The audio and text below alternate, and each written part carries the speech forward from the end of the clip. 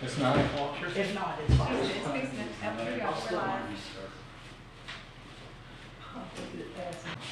We're ready on time. Go ahead and call our meeting to order.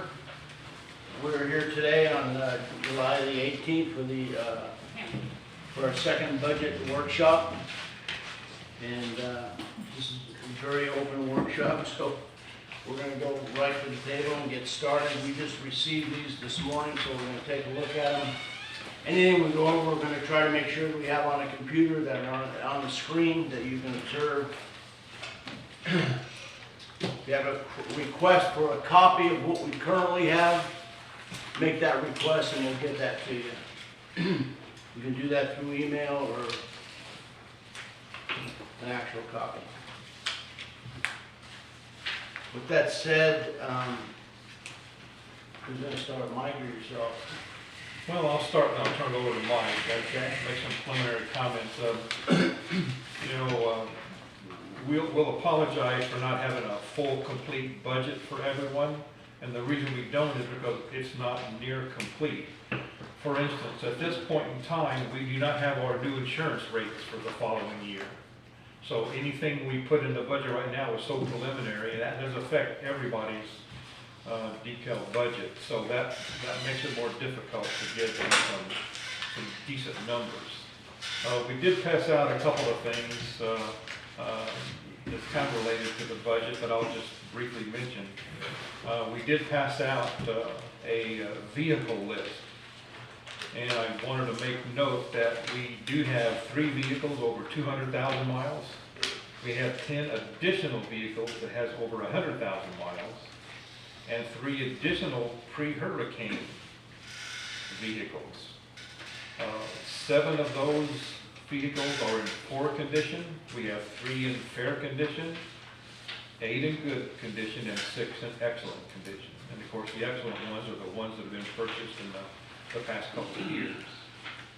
So we do have a lot of vehicles that we would like to replace, but being able to afford is another issue. I did also pass out a copy of something that starts at the very top about millage rates, and I wanted to go over the fact that when you look at what the millage rates were in 2014,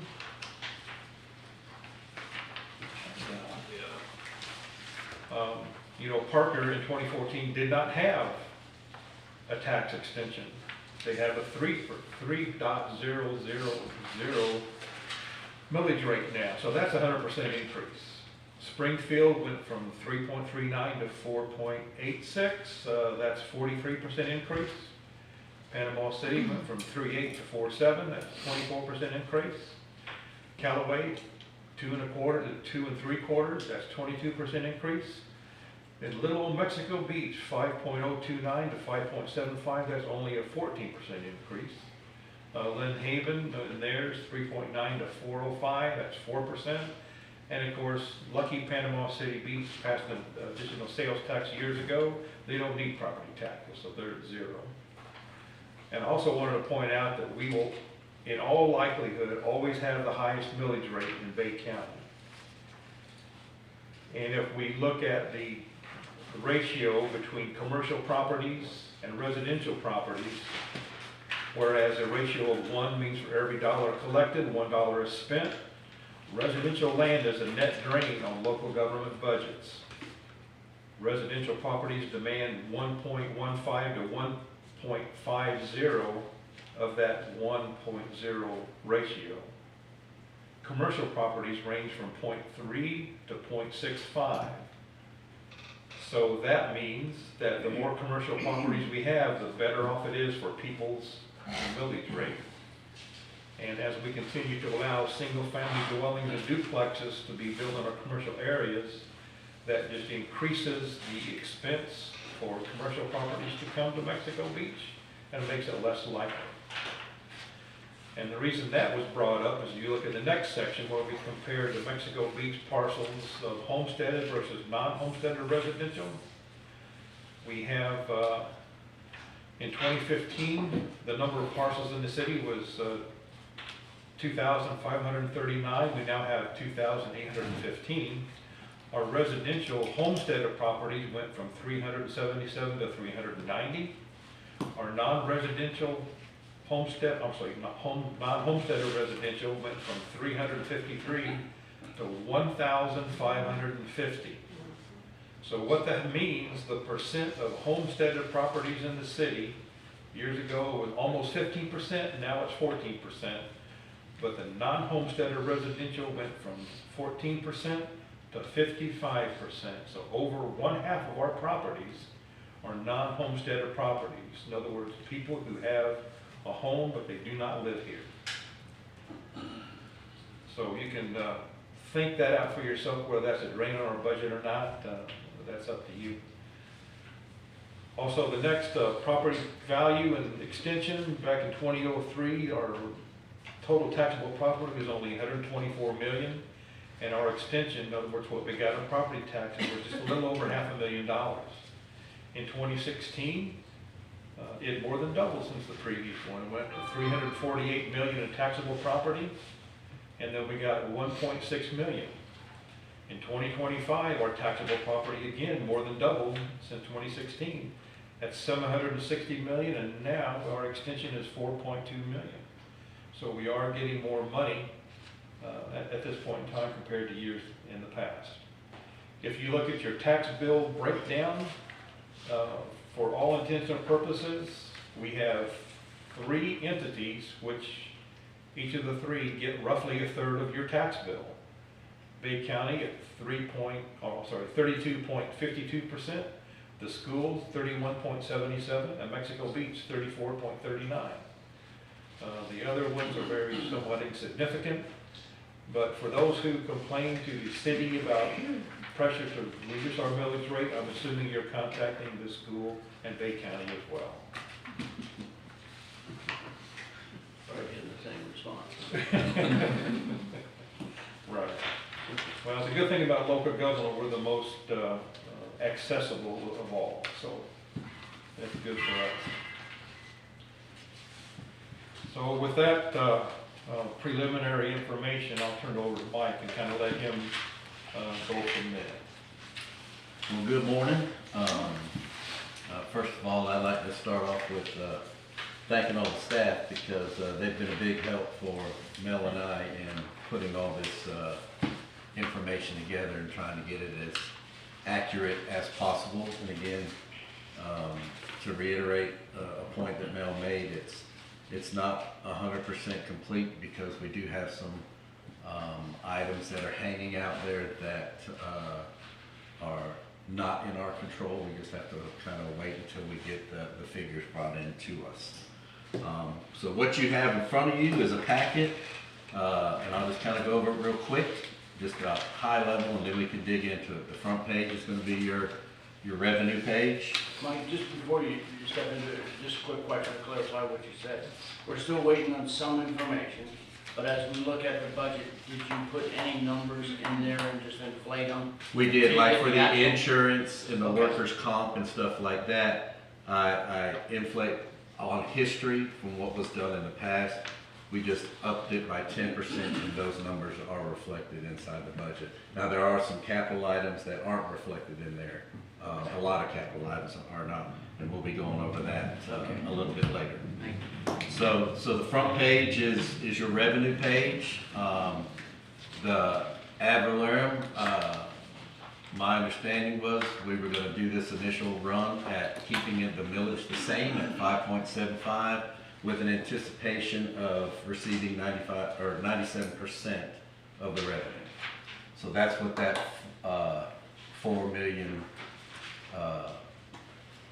4.7 represents. And that's based on our last meeting, so now we have more information and make a different decision than we Correct. forward. And as you can see on the side of your sheets, basically the other revenue sources, we have no control over in the past, except for last year. In the past, they've been estimated at a 4% increase, so I did a 4% increase on all those other revenue sources.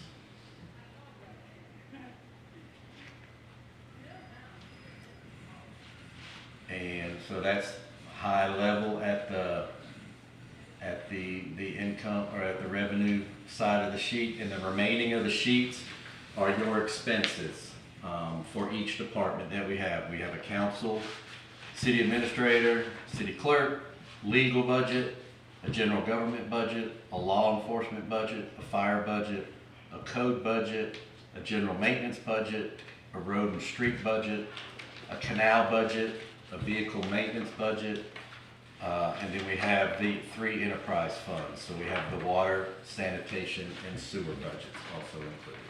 Just to go back to the first page, just real quick, I'm sorry, but revenues, there's some things we need to point out. I mean, are we looking at a $1 million shortfall from last year? In revenues?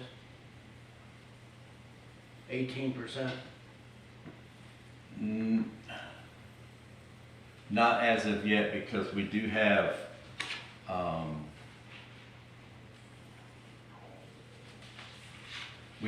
some other transfers, maybe / carryovers from the previous year. Okay, but just looking at a snapshot of the year, we were at 8.5 or 8.6, and now it's 7.5. Correct. That's $1 million swing. Yes. So But- it's gonna be less. It's Okay. gonna be less, but after today, when we get a little bit of guidance on, when we go through the expense page and the carryover items that weren't taken care of this year, that should be added into like the prior year revenues.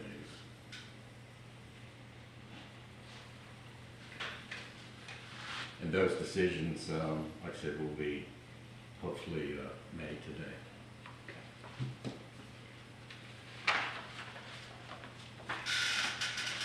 So if you want to flip over, I guess the first one is the council budget. You can see the year-to-date as of June and then the proposed. And that's your salary. So you have, the top part of it's gonna be your personnel cost, and those are pretty much hard cost. The only waiver really that we have in that right now is, of course, the projection of the workers' comp. But the taxes and the retirement, I did extrapolate out for the year. So those figures are pretty accurate. And I did see a new budget line for insurance, that you guys are getting a portion of the grand scheme of the insurance attributed to your costs. And I will be getting with Rebecca on that to find out, because CRI does that calculation, so when they get the bill and then they allocate the monies throughout the year. And I will be getting with Rebecca to get a better understanding of how that computation was figured on to hit you guys' budget line.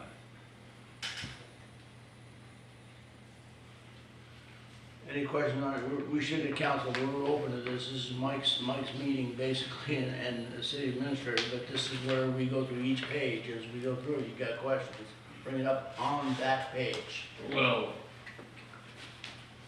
I mean, we can go through it, but there's even there's revenue questions too, but I'm just trying to go through this stuff with him. Anyway. Okay, before we get to page 2, do we have a question on revenues? Well, I mean, just, there's some things, like the local gas option tax. Okay, what about it? We budgeted 180 in 25, we've collected 48,000.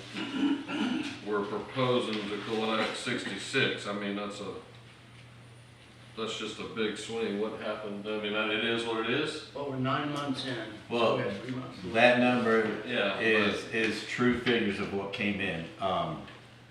Well, year to date is the 48,000. I Right. get that is true. But we budgeted 180 last year, and I believe your number here, obviously you've extended it out Mhm. and added what you think, the 66,640. 40. Um, I mean, it is what it is, I just, Right, there's and I- a huge and I difference. don't,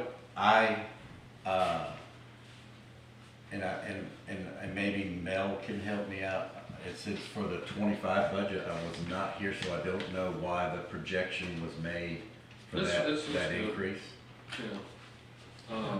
Last year at this time, the actual amount received was increasing, not decreasing. So we jacked it up and, in anticipation of it panning out, and obviously it did not. Yeah.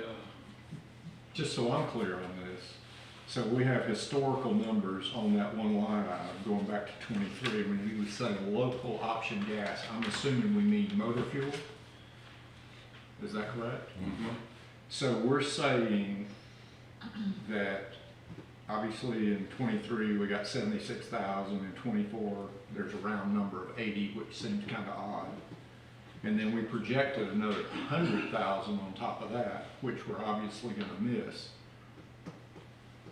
Yeah, I'm like Jason, I don't Like, know. where did that come from? Well, You're yeah, I was- you're looking at a 23, 24, 25, they're gonna end at about 80,000. And for me to sit here and understanding when our budget cycle ends, to think that we're gonna actually, and I don't believe the gas tax has gone down, to believe that we Here, are gonna collect less money in 25 than we did in 23 seems highly unlikely. here, let me shed some light real quick, I just looked at something in the prior. So this is just to for the council, because I was here last year and obviously I signed off on that budget. And we had a sheet that said in FY 24, year-to-date, 7/31/24, we had collected 200,000. This is in 24. And then we budgeted the 80 in 24, okay? And then we came back, so this is why we went, why we went to 180. We had we weren't collecting all, the audits were holding some money, we didn't know where things were going. So Those were the probably. 180 probably came back off of the 24 number, and now I don't know why. But you have the numbers, I mean, I get it, the Mhm. numbers are the numbers, but that is, And maybe that number was put in there because those were prior year revenues. we probably put the 180 thinking, because we were all catching up, and we had collected, for some reason, I don't know why it said we collected 224, but that's it. So we're back to the real number. The real, because you can tell in this, we had 2269, 2376. So we're back into, obviously, a more realistic Mhm. number on that, okay? All right, what else? God, there's so much stuff. I mean, I gotta go over it. We'll just keep moving. That was just a big one that came out. Yeah. Okay, continue on. All right, good, back there. All right, Any so back questions to the on, Council page. Yeah, any questions on the council page? Just, I guess if you take care of whatever that insurance, however it's shifted from whatever category. Yes. That looks like the difference between the 25 budget, because we know the 25 should be pretty close. None of our salaries have increased or anything like that, so. Yeah, and you have no retirement. Yeah, Everybody yeah. at the table, there's nobody here. But 25, you did have some retirement because I believe Jerry was on the retirement plan. Right. Yeah, And but I then mean, now Mr. Fasagi is on the retirement plan. so you're just gonna verify this new I will line, this verify new the line insurance item, line, yes, sir. whatever this is, and that. Yep. All right.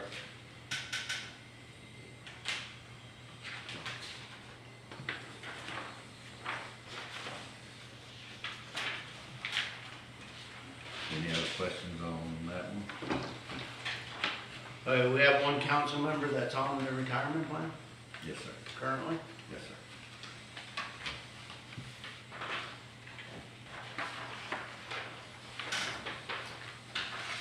The city administrator tab, Of course, it's had a little bit of Chris, a little bit of Mel, and a little bit of Julie in there. Going forward now on the rest of the tabs to where we have salaries, that the number that you see in blue is gonna be with an anticipation of a 5% increase, 2.5% COLA and 2.5% merit. So that's your highest you can go on that.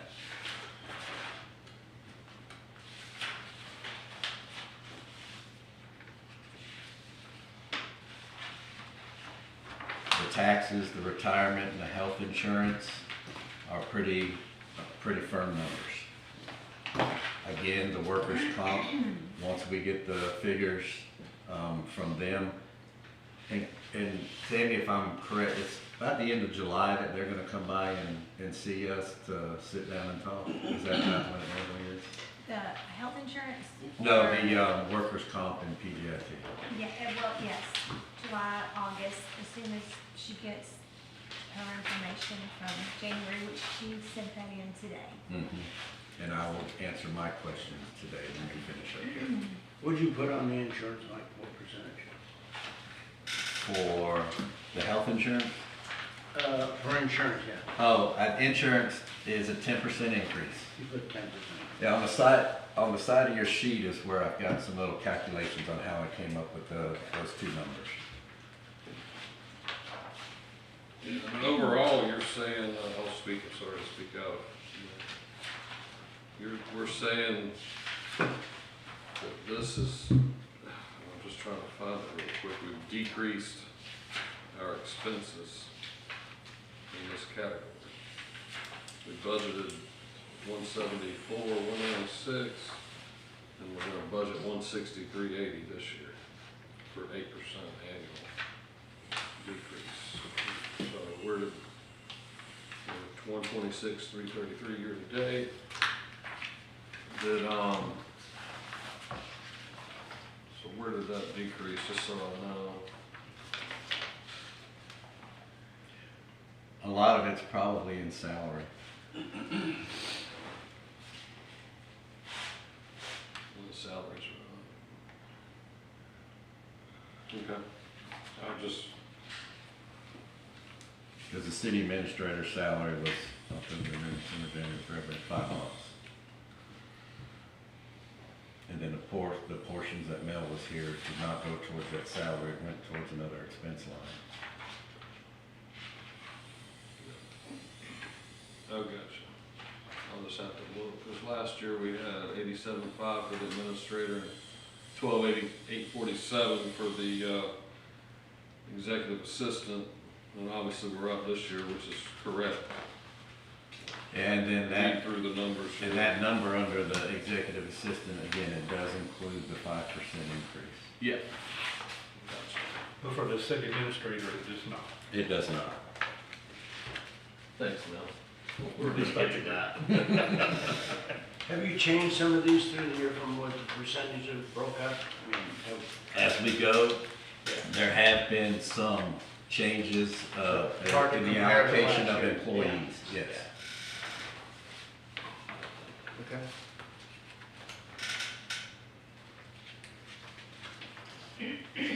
Anything else on the city administrator? Just want to be sure, like I said again, I love a decrease, but I want to be sure we're talking, have the right numbers. Well, there's a big decrease in health insurance, because I'm not taking that. Okay. I'll scan. Don't even have to wait for the 10%. Yeah. All right.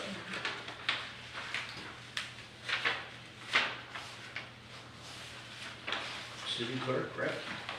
City clerk?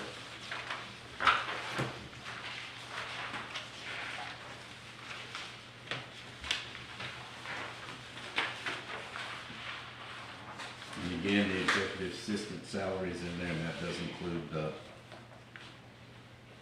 5% increase.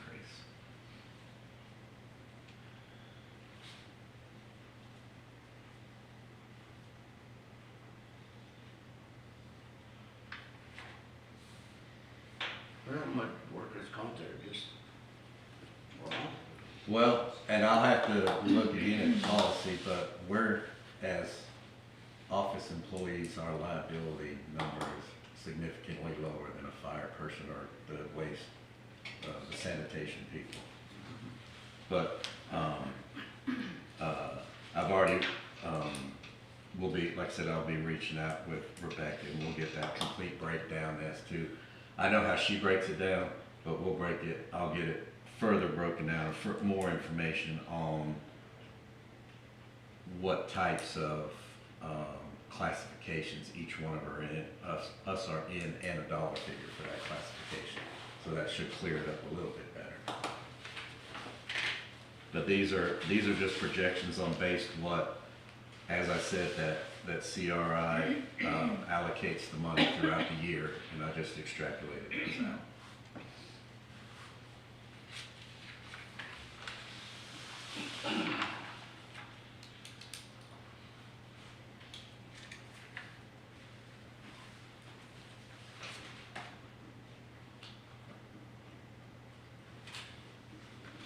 give me city clerk.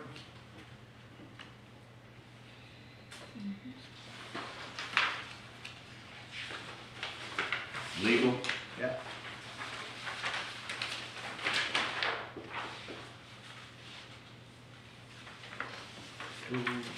yeah, our expenses right now are at, 56? 56. Why 150? Hmm? Why are we proposing 3 times the amount?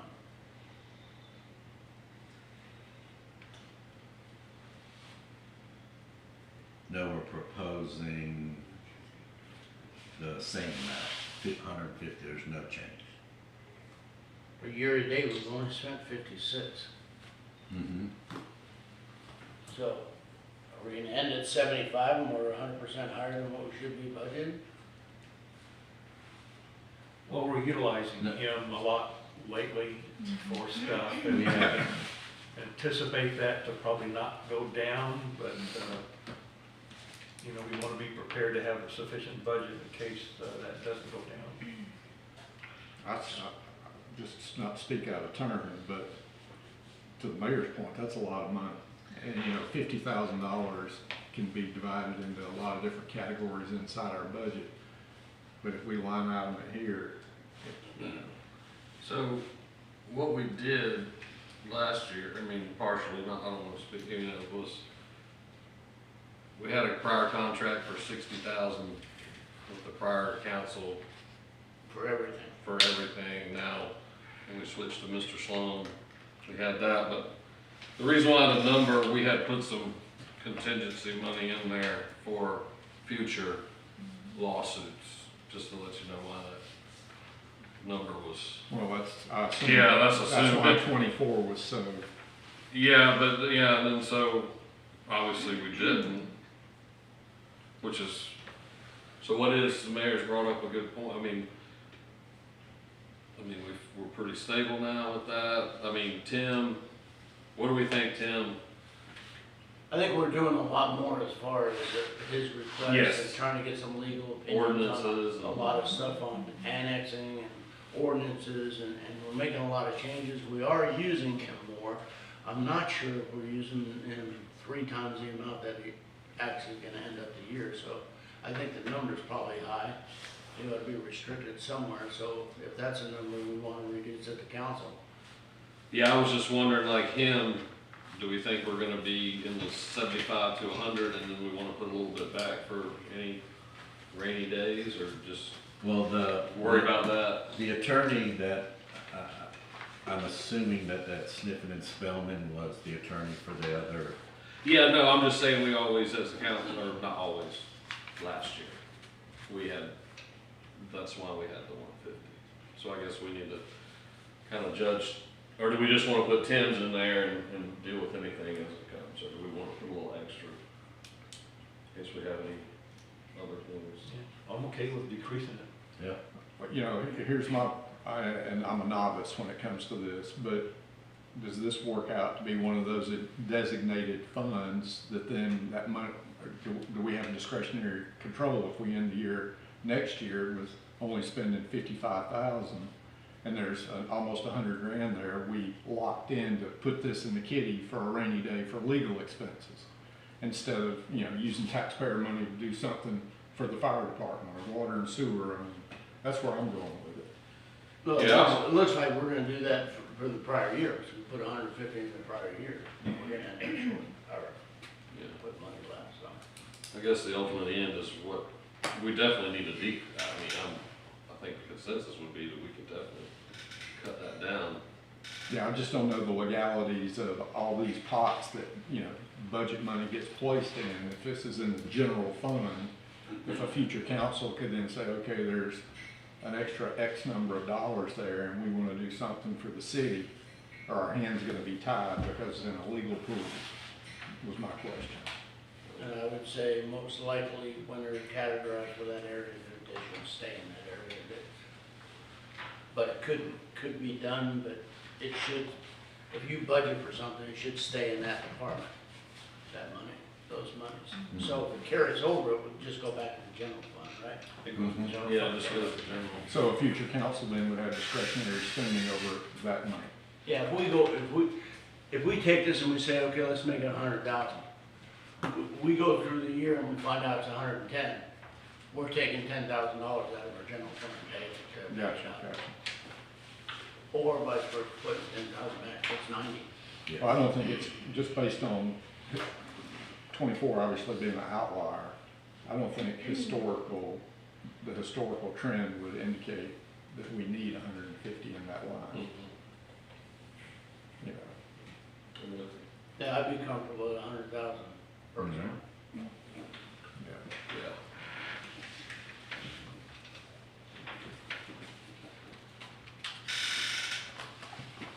I mean, some of our legal fees as it applies to employees and stuff gets covered by insurance to some degree.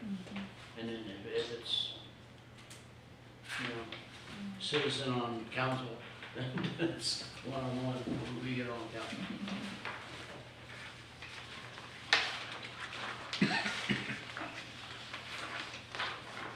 Your show, Mike. All right, the next one is the development services.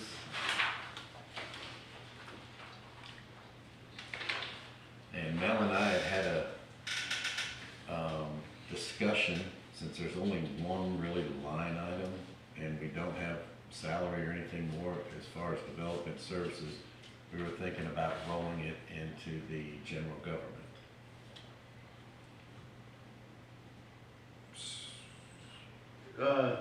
Clarify professional services. This one right here is, it's Baskerville Donovan, Avcon, TPC,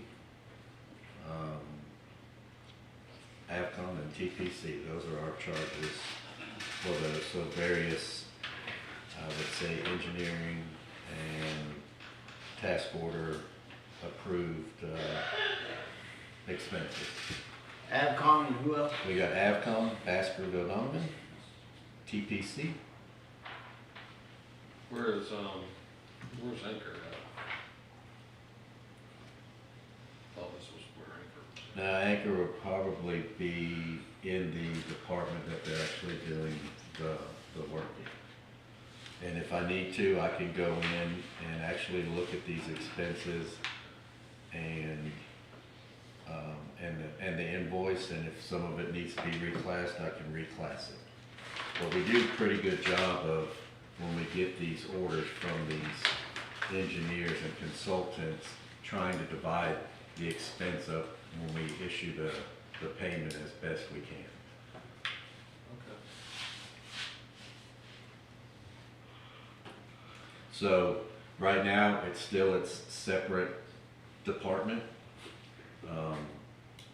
So we can either, again, Mel and I had spoken, since there's just really one line item that hits that, we didn't know if we wanted to, if it would to suggest to maybe moving it into the, into general government.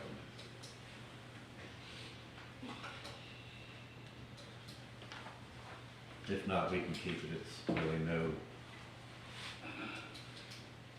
Having it where you do have it, you give us that type of information, you can, so having it separated, you've identified it, and we could actually look into it and see where it went to. If we sink it into government, we might lose track of that, would we? Well, you almost have to, previous years' information, you almost have to suck it over, which would be added work on Mike, you know, to physically, you know, do that. So we might be better off leaving it where it's at. Yep. Okay. And we may decide at some point in the future to get a development director like we have in the past. But when you start looking at some of these budgets, like 100,000 or 150,000, you're wondering to yourself, should you have a full-time employee versus a subcontractor? Obviously, benefits and stuff like that, but when you start getting up to 100,000, you need to start looking at that.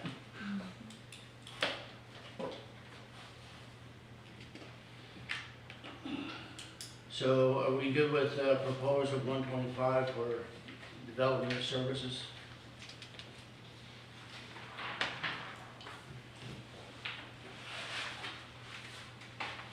'24 was 77,000.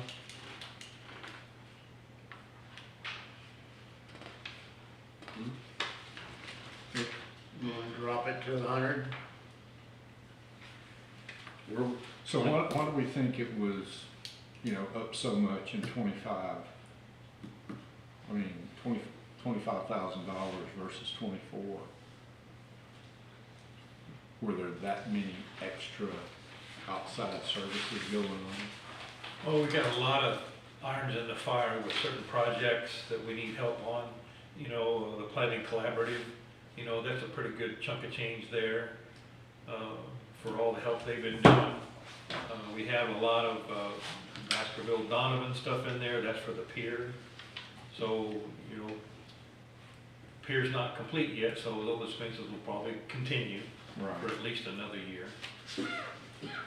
and I've just wrote a note that I'll go into those line items, those invoice line items, and make sure that we do have all the costs captured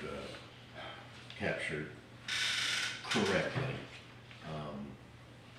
But like I said, we do a pretty good job of, when those invoices come in, Caitlin is quick to run to Julie, and Julie helps us, tell us where, you know, what it's for, and where it needs to go. So when we do issue the payment, I feel fairly confident that we do have correct account numbers, and those different expenses will be going to the different areas it needs to go to.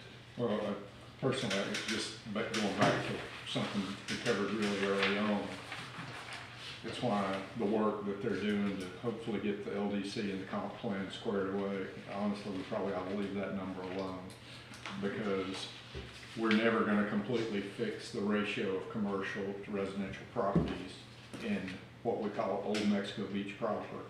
But we sure need to clean up our zoning and the wording in there so that we can hopefully embrace in the future some commercial revenues on the west end and any other annexed properties based on some new zoning.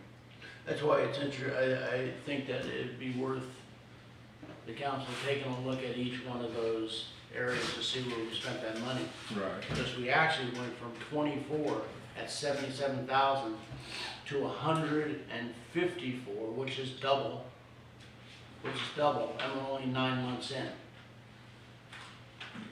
Yeah, that's what I'm looking at. So, not to interrupt you, No, so no. I'm sorry. So, if we find that most of our, and look, I like Alara, but if we need a full-time planner, it would seem if most of that money is kind of being funneled in that direction, along with some other things, maybe we do have a staff position that, you know, we could do it more economically in-house. Well, as far as the budget goes, I'm looking at, I just need to know, we've got year-to-date 154, 729 spent, but you're proposing 125. That, I know what the past years were, I mean, surely they're not, we need to look at those, what we spent them on. And on your note too, some of the bigger things with the TV, the Laura, I know like we put separate money aside for updating comp plan and the LDC. So that shouldn't, that money, if that's what we're utilizing these services for, it should come out of Another budget. those dollars, Not these. not these. If that, but I don't think that's, because we haven't utilized her, I know her specific services now, the other ones, I don't know. But regardless, we've spent, you saying we've spent 154, 729 year to date. And again, today and Monday and whatnot, as we finish these things and you guys identify budget lines that you want me to delve deep into and figure out if the monies are allocated correctly, I'll do that. I'll be Well, doing that. I think what we're probably asking is, or identifying is that we need to look into where we're spending that money, because we're spending $17,000 a month. That's what it's averaging out at. So if you're spending $17,000 a month, we can hire an employee for that price, but is that the way we should go? We don't know, because I don't know what we're asking for. Because we could hire a planner or a person in that area, and he'll still have to go to these people to get information. So we need to evaluate this, and I think looking at the three and all the costs and see where it comes from, getting some input from the city administrators we need, I think we make a decision based on that. But I think development service expenses ought to be put on your top of your list, and we ought to start looking at a solution to it. We have one question from the audience. I'm sorry. Go ahead. I just had a question. We paid Laura, I think, $100,000 for, we got a grant or 75 last year. Is that included in this number for 24? Is that why it's so much higher, or is that excluded someplace else? To your point, that's why I think we have to look at all the individuals. Can you answer that? If you're not prepared to, say no, and we'll move on. That's a past project, and that's not part of the future project. I was just looking at the 24 budget, if that's skewed this. I think we need to look at that, Tim. I'm not sure. Okay. That's why I say we take those three that we have all the information. Let's just review it. Okay, so we got that on radar, all right?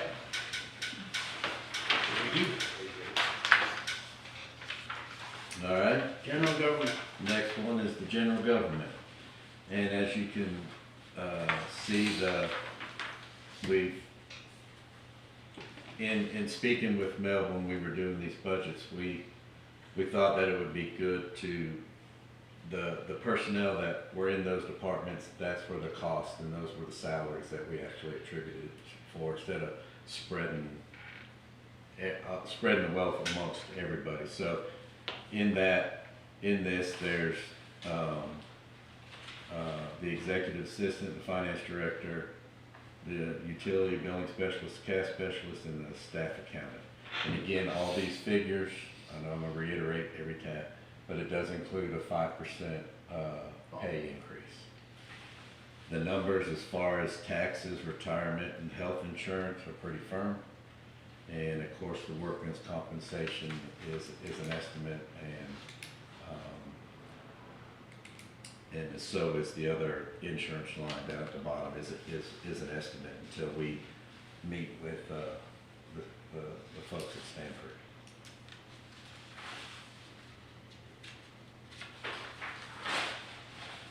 You'll see a big jump in that professional services line, and you can see the note to the side. It was brought up as a speaking point at the last council meeting, considering a lobbyist and a grant writer. And so those figures were added into that budget line.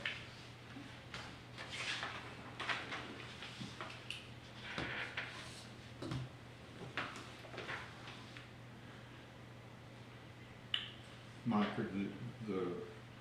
are those numbers just, I hate to call them They're- swags, but Yeah, and and I kinda, a previous client that I had when I was working in South Carolina had a lobbyist, and so that's, basically in South Carolina dollars what they were paying them, so I put that there. Gotcha.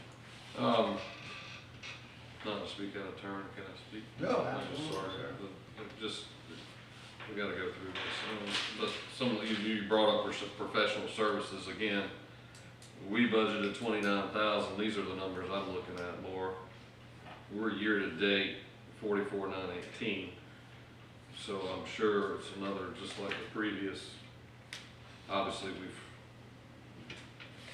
looking and see, it's hard to, because if you took out, now it's even more so, if you took out the 150, technically you would only be budgeting 25. We budgeted 29, but we've spent 44.9 in that category. The, 10, 15.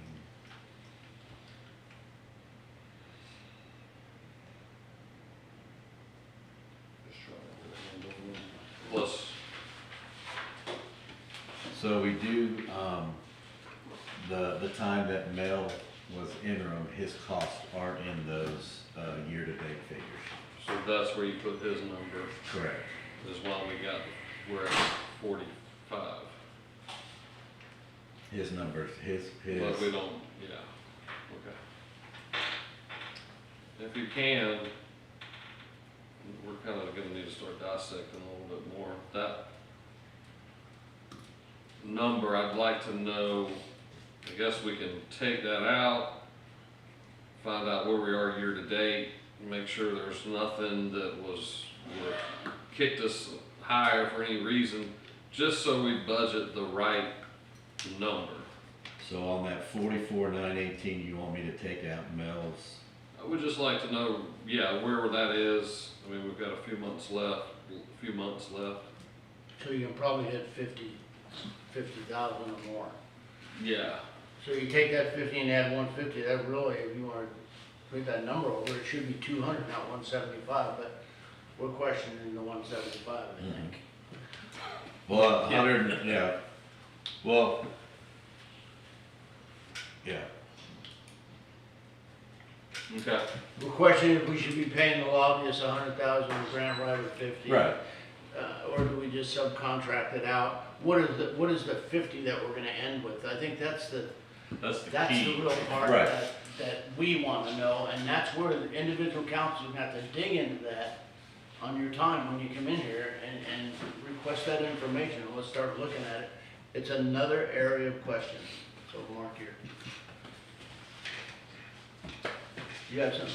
No, I was just gonna say, I agree with Jason, we need to take Mel's cost out of there so we really know what we really spent Yeah. and what we can forecast to spend outside of a grant writer or a lobbyist. Right. And I'm sure grant writers and lobbyists are no different than any other professionals. How much you pay them depends on how much work they're doing for you, so. And the idea of either one of those, I think is a good idea to pursue, because I've seen it actually happen in real time to where it benefited significantly. Great.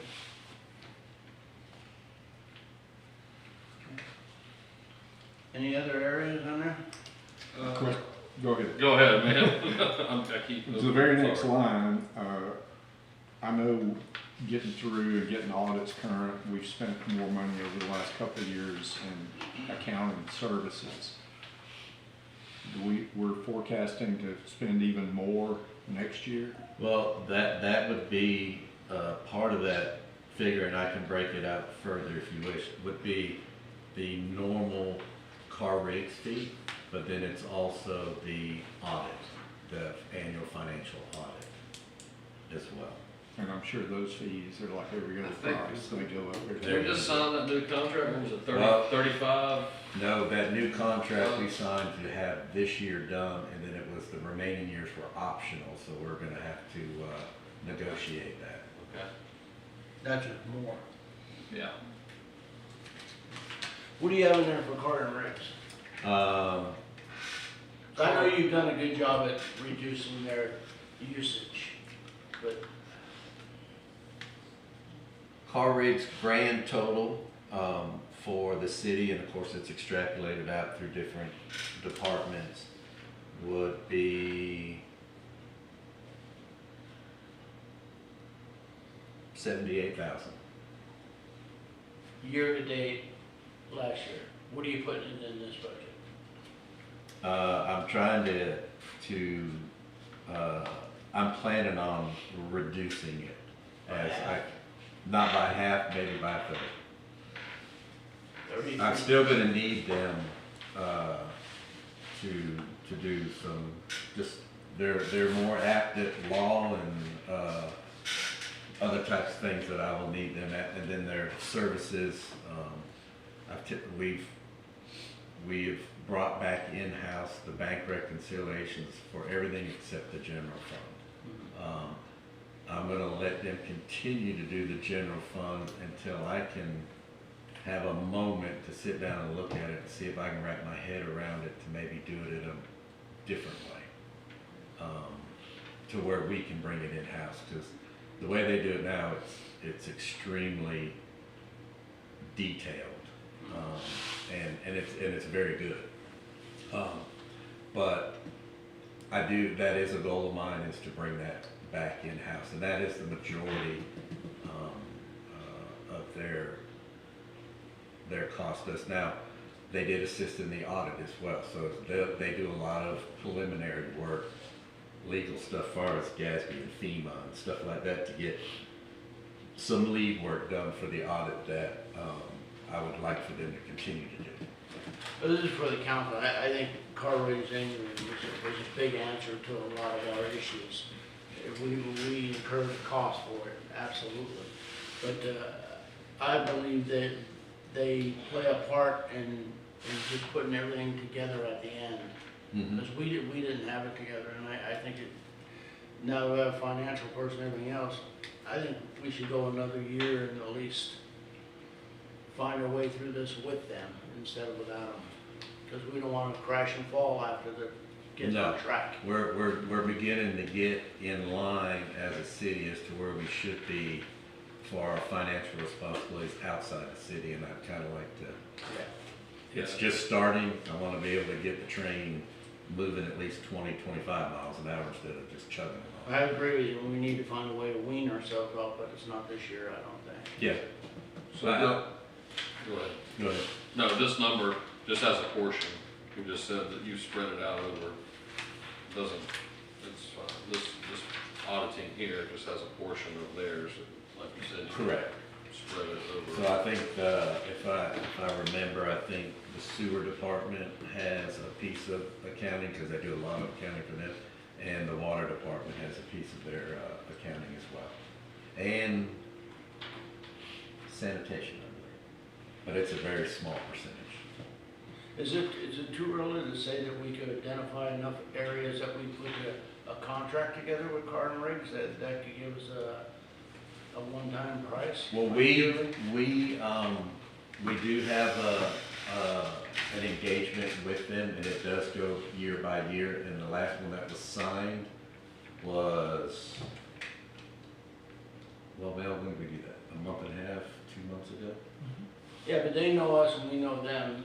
Now it's just a matter of a few things we need them to do. Is there a lump sum that we could pay them yearly that we could not have to do the I can definitely, reoccurring billing? I can definitely inquire about that. The reoccurring billing reminds me of attorney fees, by the hour, by the minute. Yeah. So it's just some, I mean, we've got to look and go through everything. Operating, you know, some stuff's jumped here, didn't, we'll get through it. But the overall, if we took the 150 out, we'd be at 215,589, but we know something's going on in the professional service, because that's not gonna be 25, because we got there. we budgeted 220 and 25, we spent 183 year to date, so overall, maybe that category is gonna stay pretty neutral in my look at it. Just Well, I've real got quick, written real quick down- numbers. I've got written down what y'all want me to do on that line is remove Mel's and then do a dive into those charges in that account to actually what makes up that $50,000. And then, before I get off my comments, capital cost, it's a whole nother thing, but we had 130 budgeted, and I know I can go find it in the old budget. 130. But in 2025, but now we're budgeting 180, but I don't see, I think the other portion of that is, and Mel, you can speak on this, because it's the LDC, we had another additional $60,000 added to the 50. Right now, for this current year, we got a $50,000 contract with her to help with the LDC, but that of course doesn't complete the whole thing, that's just the 1 year. We have yet to get one for next year, which we need to, that's something I can work on, but it's gonna be another 60. The good news of that all is, we had $50,000 for that in the current year, and we had the 50,000 from JLAC, so we're gonna move those two items forward, so the net effect on the budget's gonna be only $10,000. yeah, we'll get to the, I just seen it there with no descriptions, and I thought, we'll get to all those. That's what the breakdowns. purple is, Purple is this. yeah. I got you. But the 130 is what we had budgeted. Okay, I'm listening then. Thank you for that. Sure. Thank you. Law enforcement? law enforcement, again, it's just a proposed figure because the 25-26 contract has not been received yet.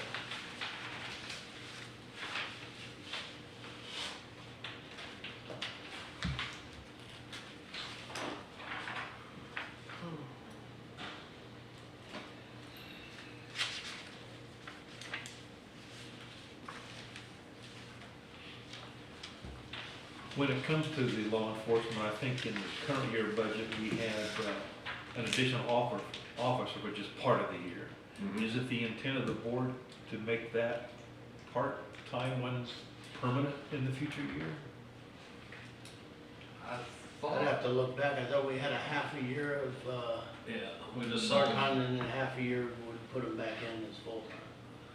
That's my understanding, but I just wanted to clarify that that's. Yeah, we signed that in April, March, April was when that went in, the half, that we had to do the additional half, is when that, but I was under the, we need to look back at the meetings and some stuff, but was kind of taking it that we didn't need them through the winter, we were putting the half on, and then that was just gonna turn into a full-time position, or are we gonna be able to revert back to The part-time.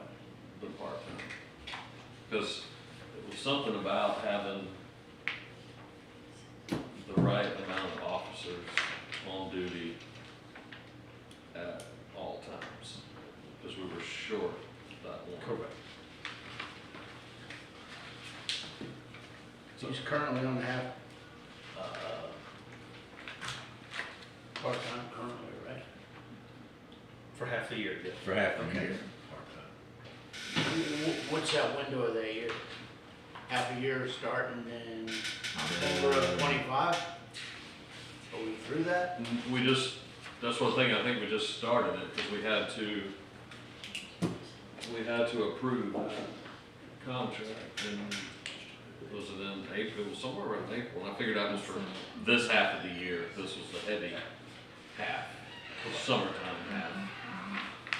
So does that end in October, or are they gonna assume that we're gonna keep that? So officer? the part-time, or the additional deputy came aboard, in April. 25. So 6 months from there, yeah, October 1st, so we still have another 6 months at part-time? Or do we go 6 months at full-time, is the question, right? Exactly. It depends what they propose in their budget. We'll need to see what they're gonna send. Is it gonna be for the full amount of officers, and then we can decide? When does that, and I'm not, and I'll just ask for myself, when does that contract usually get presented to us? We should be getting, I mean, it needs to be presented for the budget, Yeah, because we need to know what that, I mean, I hope they're not, did you get the 15% from the previous? I haven't done the calculations, but you've got a 15% increase. Is that from the previous. historical? No, last year It's it was just a 20%. guess.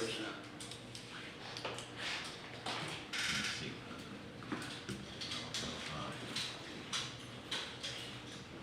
Last year it was 20 and he has 15 on it now. But we need to know the difference between the 6 months part-time or 6 months full-time, because that's the number we need. But that'll be in the contract. Yeah, We can talk to the lieutenant about it. well, my understanding is that the 6 month is a full-time employee for just 6 months. Right. So the question is, are we gonna make them full-time 12. for For 12 12 months, and I thought that's where that was going in the past, that we were able to kick it to April and bring that guy on, and then it was gonna continue, but if we don't need it.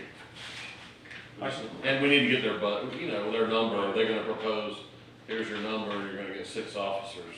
I can recall from last year, the board's intent was to make that officer 12 months, but because we had some budget issues, we backed off to make it to 6 months. That's what I'm, So my understanding is we're gonna make that person 12 months in the new budget. That information we can get to the sheriff's department to make sure that they're gonna put that 12-month. that's what I thought it So we was know what it looks like. perceived as, that we were gonna, in the future, because we were always kind of one short. Right. All right, so we're Yeah. clear as mud at the county. We obviously had an officer who was part-time the last 6 months. If we go into, as we go into the next budget, we need to clarify that it's gonna be 12 months full-time employee. Full-time officer, and that needs to reflect in the contract. Right. Any other on law enforcement? The man that we had, was he, like a detective, which meant a higher salary range? No. No, okay, no. Oh, Okay. just, must be missing, never mind, you got it. On law enforcement, as I'm thinking back, I recall conversations about this topic. And as I recall, Lieutenant Williams had some input that they were trying to get us staffed to a point. They never liked having one deputy on shift solo. Number one, officer safety and as well as community protection. So I think you're right. I think that the idea was to transition because of the budget and make this next year, basically we'd have at least 2 officers on shift, That's 24/7. That's what it was.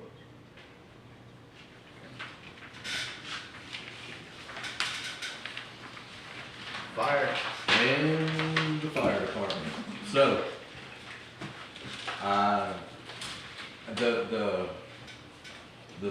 and I don't mean to put them on the spot, but we have had conversations. The department heads are here to speak, if you want them to, on behalf of their, proposed budgets. So I don't misspeak for what they're requesting. I just put the numbers in that they gave me. Okay, you guys wanna take the departments, I'll tell you what we did last year. Last year, when we had the department heads come up, go over their budget. We asked for their help, their fluff, whatever, and went through each line item on theirs. Is that what you wanna do? Jason, good? Yeah, I know we'll be back on this too, but you can go ahead and might as well get some of it out there. Tell us what you got.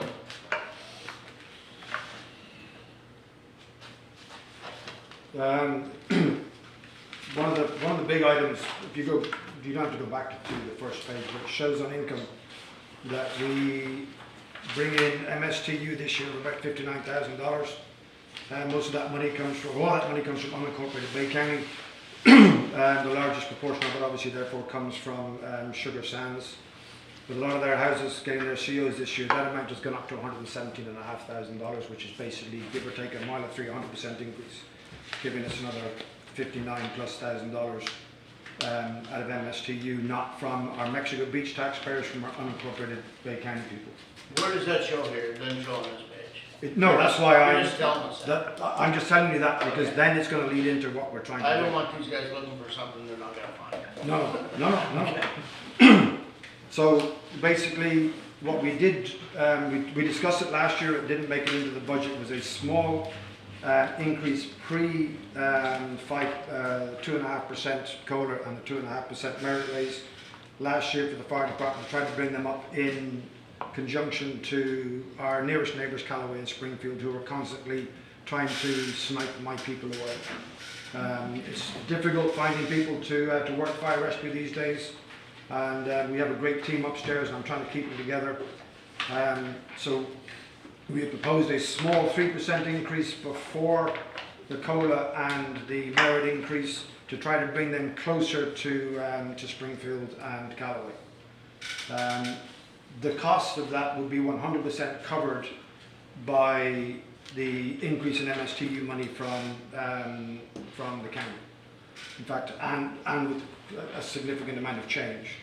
So there is no cost to doing that to the taxpayers of Mexico Beach per se, right? So that would be the first thing. You don't quite see that in here because he put that in before he put in the 3% or the 2.5% and the COLA and the 2.5% merit raise. Can I stop you there for 1 Absolutely. second? Did you tell me you're trying to get them a 3% before the COLA Exactly. and the merit? Yeah, So you're looking for an 8% it on actually comes up at 8.5% if you do the 8.5. math. That's where this, And the idea of that is that it gets them to where they need to get to.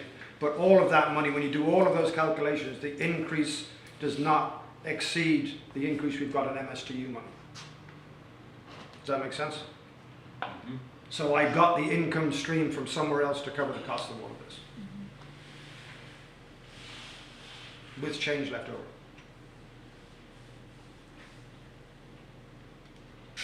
You good? yeah, I understand. No, that's Yeah, I'm sorry. No, that's fine. I guess Absolutely. I'm already on the looking right. Cool. So obviously, if we just go straight down to the next line item, volunteer salaries, we went down from 23 to 35 because we got an extra person. From that to 25 and 24. In 25 we went down to 20. It says we haven't used any to date. I believe, and I've talked with Mike about it, that that is because those part-timers that we have used have somehow managed to get into our full-time salaries. So we have used some of it. That's got to be extrapolated out as to where we're at. Where's that number at now? It's in our salaries to date that have been used. There's a Springbrook pay code set up a long time ago that was done incorrectly, so And I have to it go only in came out at this time. and I have to go in and correct that, so it will actually put it on a line item for volunteer salaries.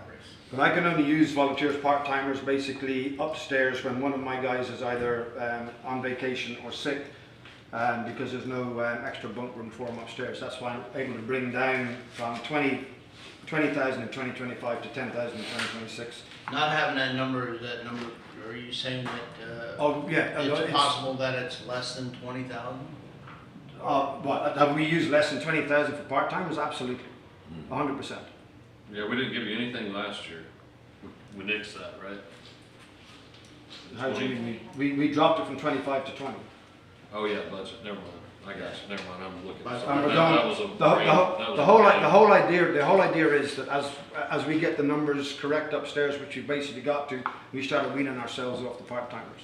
They're still useful for that time, and if you have somebody that has an accident, and has to go on workers' comp for a while, whatever, we have money in the pot to bring somebody in, or if somebody goes on extended vacation, I can bring somebody in for those couple of days. Well, you're moving in the right direction. We moved from 25 to 20, Well, from 20 to 10. It was 75,000 when I first started. Really? So yeah, so we're moving in the right direction. for sure. We've never had an overtime budget. As you can see from 23, 24, 25. That kind of means that I can't send my guys to training that might be offered to us from any of the other municipalities in the area, which means we're missing out on some great training opportunities. So the idea was this year to put in some money into training. Well, you say you didn't have any budget on it, but Well, you had costs. Yes, And cost but them I believe 24. again, and I've talked with Mike about it, that the $7,265, I just need to look at it and work out where it came from. Okay, but you had costs in 24, then you doubled that cost in I had 25. zero, well, in 24 I had no costs for overtime. No. You had 3,400 on overtime. Not on, sorry, I've got a different. Not on my sheet. No. No, I'm we're, looking at the old- we're looking at old old budgets. numbers, Oh, sorry. Yeah, yeah. Correct. yeah. I see what you mean, sorry. So you went from 34 to 72, you doubled your overtime. But again, I believe it's, well, some of it is going to be somebody in the wrong place per se, but some of it is also going to be things like, for argument's sake, we just did overtime for the run on 4th of July. I got guys to hang over for 2 hours, so the previous shift did on for 2 hours. It has to go somewhere, so it gets put in the overtime budget. That's why I'm trying to make it a realistic number in overtime rather than having zero and spending money. Yeah, gotcha. Are you with me? Just putting something in that has existed over the last number of years that I've never been budgeted for. I'm trying to budget for it now, so I have a more realistic budget. All right. Obviously, taxes, retirement, health insurance, and workers' compensation, something that I have no significant control over. Then we've got operational costs. I'm not sure where the $82 for professional services comes in. But I did put in $1,000 with the idea that if we did need some help with certain things, that we can actually. Your, do it. So- the professional services were, to Quest Diagnostics is for, I guess, drug testing. Oh, okay. All right, just for the council as we go through, this is our second meeting, guys. We're gonna have these guys up here probably the next meeting. Mhm. This right there is a good example of $82 professional, and all of a sudden the department puts $1,000 in there. Is that really, should that be $200? Should it be $500? Why 1,000? Well, so What do you know that we don't know, what we're not seeing? let me get there. Okay. So every year we do we have to do basically by law, an NFPA medical on everybody upstairs, right? That's at $450 per person. Some of that has been put in another line item, but our blood tests, which get done by Quest, could go into here as well, right? So that we get blood draws done by Quest. They do all of their diagnostics on it. They then give it to LifeScan. LifeScan then do all of our EKGs, treadmills, all that stuff. They do a complete look at every artery and large organ in your body to make sure that there's no cancers and all that sort of thing in the fire department, because cancer in fire departments is very prevalent due to the chemicals and stuff that we're involved with. So that's why I put a bit more in there to cover the costs of those other blood tests and stuff that, again, we got in the past out of robbing Peter to pay Paul. We never used to spend all of our maintenance budget, because the maintenance budget, you never know how much. If my ladder truck breaks down tomorrow, it could be $10,000, it could be $5,000, it could be $100,000, depends what breaks are, right? So we play a little bit with the amount that we budget with us to be able to afford some of the things that we knew we were going to do, but we haven't specifically budgeted for.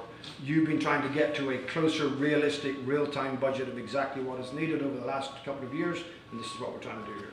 Okay, but to my point, Sandy, and I'm not hammering on. No, you get. you know, this budget comes down to $300, $500, $1,000. It all comes down to those numbers. Oh, absolutely. Because combined and gives us a bottom line Yeah. number, okay? Yeah. And all we can work off is historical information and current information that we're given. Mhm. Historical information shows that in '24, you only spend $119. Mhm. '25, you only spend $82. Today. But Now- and that's now it's you're not gonna talking get any about higher. But then I am gonna put in next year's budget, when we spend that money, it will be the cost of the $75, $80 per blood test per person that works with us full-time, which is 10 of us, which is $800 plus the $80 here, the 100 and something dollars there, and there's your $1,000 right off the lid. Okay, so you're gonna switch things from what you did in the past. Yeah, I'm no longer robbing Peter to pay Paul. Okay. Because unfortunately, we now have 3 pieces of apparatus, so my maintenance budget is not as flexible as it used to be. Okay, my point is, this is one light item that we're talking about. Mhm. So, we had historical information, you're giving us current information. You just justified that $1,000 for me. Cool, okay. So don't take it offensively, that's how we. No, go no, through no, each- no. That's how we go through each line item. No, that's perfect, and I have no issues with that. I'm happy, you know me, I'm happy to talk for hours. Okay. Let it rip. Sorry.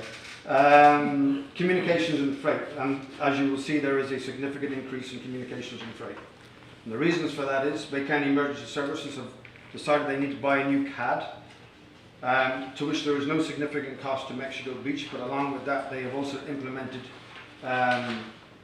the use of a completely different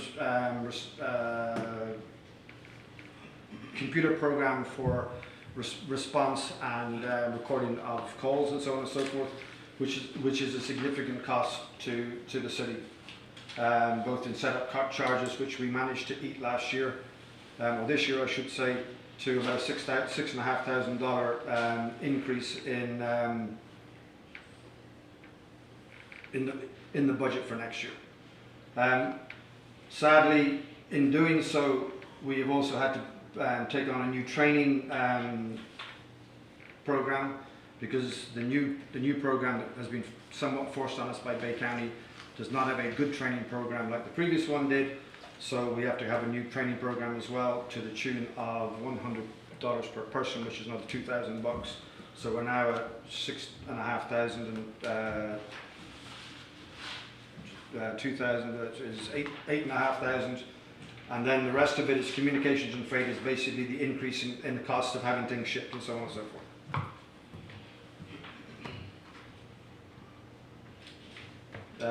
Any questions? Utilities went by the board. It seems like a big jump to me.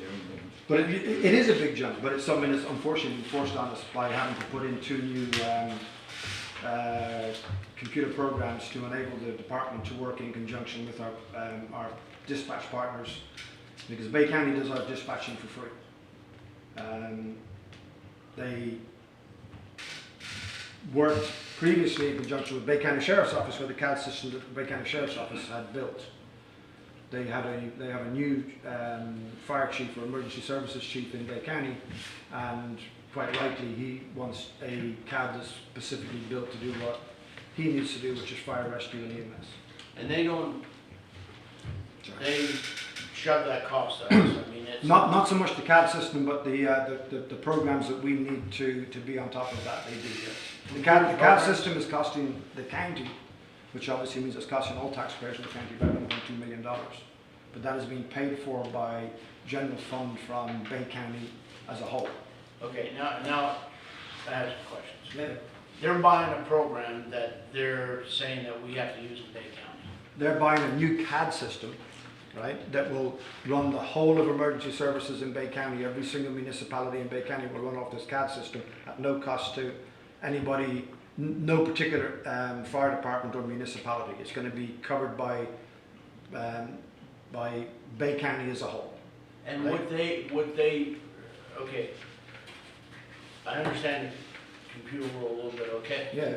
So normally when you buy a main, they give you rights So what happened, okay, and you're not wrong, so what happens with that CAD system, we then basically, there is another, program that basically enables them to dispatch us, right?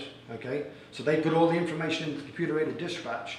That then goes to the program that basically tells us where we're going, what we're going to, and where it is, right? Enables us to write all the reports that we need to write, do all of our truck checks and so on and so forth. All of this was on our ESO from last year, but we've had to change to the new one, right?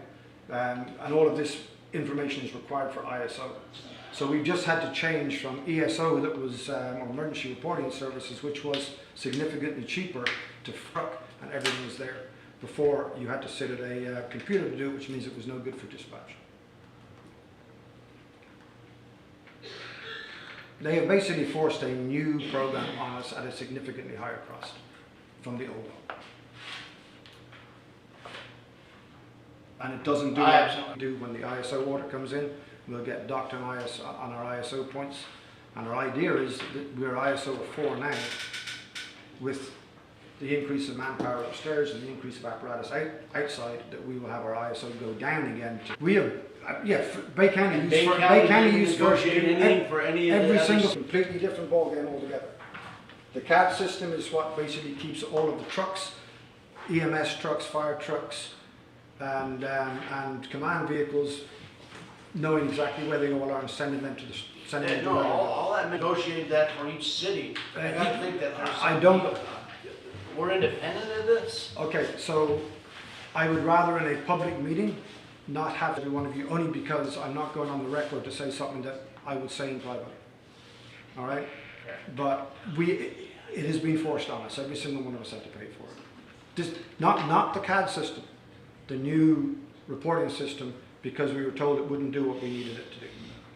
Okay. Anybody have any questions?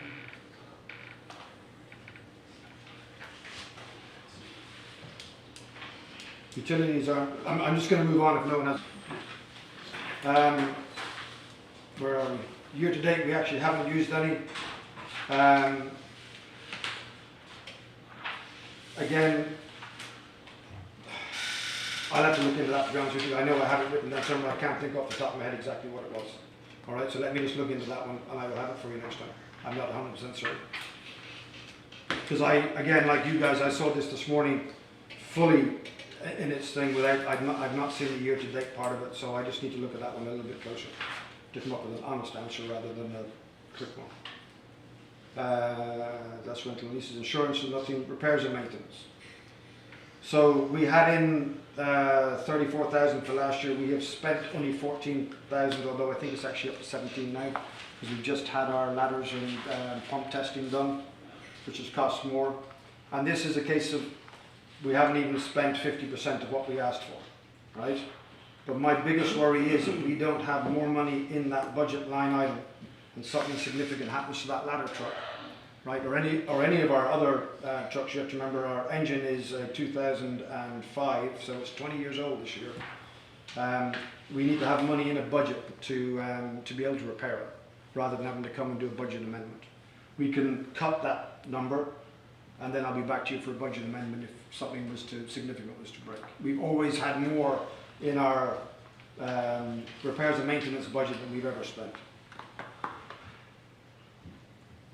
Looks like a lot of fluff, just my opinion. It just looks like a number. So I don't argue with you, right? The other day we had to get the 2 rams done on the ladder of the truck at $3,500 a ram, right? That and all that is two hydraulic cylinders. It's a very small moving part on that truck. That truck is significantly expensive if something goes wrong with it. We had an electrical issue where the front wasn't talking to the back. It was only corroded plug, but to get a mechanic out here to do it, by the time they get here, they do the work and they leave, it costs us over $1,000. They're just expensive. And I don't want to be the person stood here 4 months into the budget going, by the way, I need a whole bunch more money for my maintenance. I'd rather say we had a great year this year and there is $15,000 that can be reallocated for next year. Oh, In my opinion, okay, Mm-hmm. that's why we have a general fund. Fluffing up a budget is not the approach, Okay, that's good. my personal opinion. Well, we can go back through it, we'll work out what we spent last year and the year before, and we'll come up with a more realistic number for you. That's what we should do, and when we have emergencies, that's why we have general funds, that's why we have a council. That's why we can make those decisions, make those expenditures. Emergencies or No, problems. I don't argue or disagree with you, but A we budget have, is we an have had operating issues getting cost, what it getting costs. amendments done in the past, so. A budget is what it costs to operate, what it costs to go forward. But repairs and maintenance is an unknown quantity. It's not an SUV that you have, known things on over a period of time. Those vehicles out there cost a lot to keep on the road. I agree with you 100%. I mean, a ladder test for the ladder alone was $700 and something just to get the ladder truck tested. Every year we have to do that. New tires on that truck would cost $600 a tire, and there's 1, 2, 3, 4, there's 6 of them. Budget them and buy them. That's what you'll get from this council. But I don't know if someone's going to rip the sidewall out of the tire. That's an emergency. You don't have the money, we're gonna give it to you. All right, cool. That's fine. No, that's okay. No, I just heard what I needed to hear. I was just gonna gonna make give it to you. a comment, and when I hear maintenance and associated with the fire department, especially as it comes to a ladder truck, it's kind of special to me because I have a nephew, or actually it's my wife's nephew, who because of a ladder truck failure, he and 3 other firefighters, just in a training scenario, basically almost lost their lives. And I guess what I would like, and I'm sure I'm not speaking for the rest of the council, but we're all pretty reasonable people, is you're the expert. If we know what the routine maintenance forecast is for each piece of equipment, that's what should go in repairs and maintenance. And then I don't have a problem sitting here looking at a budget that says, I agree with the mayor, our general fund is to help any department in the city that has the engine blows in the ladder truck. That's what the council's here to then pay for that. We don't expect you to budget and try to cover that in your budget. No, that's perfect. I've heard what I need to hear. That's not how it used to be. So what I basically heard that you guys have said that if I come here with a $20,000 bill, right, that we're gonna have no issues in having it paid if obviously I can prove to you that it was necessary. That's how I feel, absolutely. But it's not been that easy in the past, okay? I'm not pointing fingers at anybody. All right? No, I get it. Based on doing it in the past, we might have caused some of that ourselves, so to have people flop up the budget. Really, we need to look at actual numbers. No, that's cool. No worries. That's fine. I will get with the city accountant and we shall go through everything for the last number of years and work out exactly what is a realistic number and add the new items to it, i.e. the cost of doing the maintenance and everything else on that. That's an easy fix. Thank you.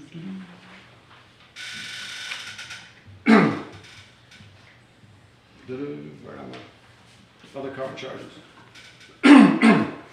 Other current charges is basically going to be, now that I've talked previously where we were playing with the cost of the medical for the guys upstairs, that the professional services was basically the blood test, but then other current charges, it's basically the $4,500 for the actual medical that is done.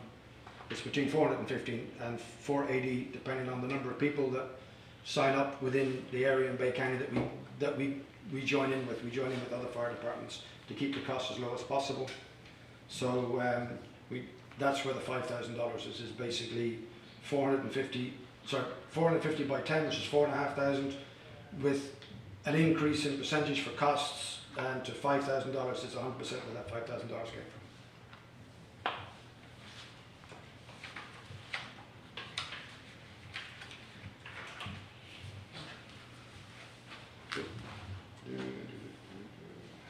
Office supplies is office supplies. We spent $450 this year so far.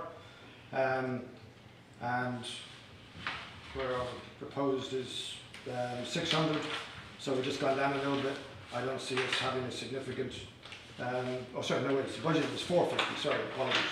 We spent 11. Some of that could easily have ended up in what's the word? Where is it? Operating supplies.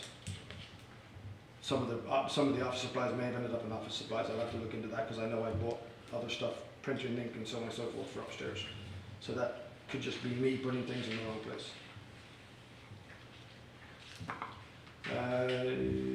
Uniforms, we put in 7,000. I am about to basically press the button on $6,000 worth of bunker gear for our 2 new firefighters this year. Well, one was new, one was a replacement of a firefighter that unfortunately had to leave us. So I will actually be over budget on that line on that line item this year. So it's not really it's showing I've only spent 2,656, but when I bought the 2 new sets of gear, it's $3,000 a set. That will actually put me over budget. Hence the reason for the increase for next year. This is more of an education thing for you as you go through a budget. That right there is a good example of how you would justify going from 7,000 to 9,000. You know you're going to end your year higher than what you budgeted the prior year. So you've identified that. Yeah. You're not telling me, would I look at that right away, just as a line item? I'm saying your vendor is going to charge you 29% more than what he charged you the prior year because you need the same things.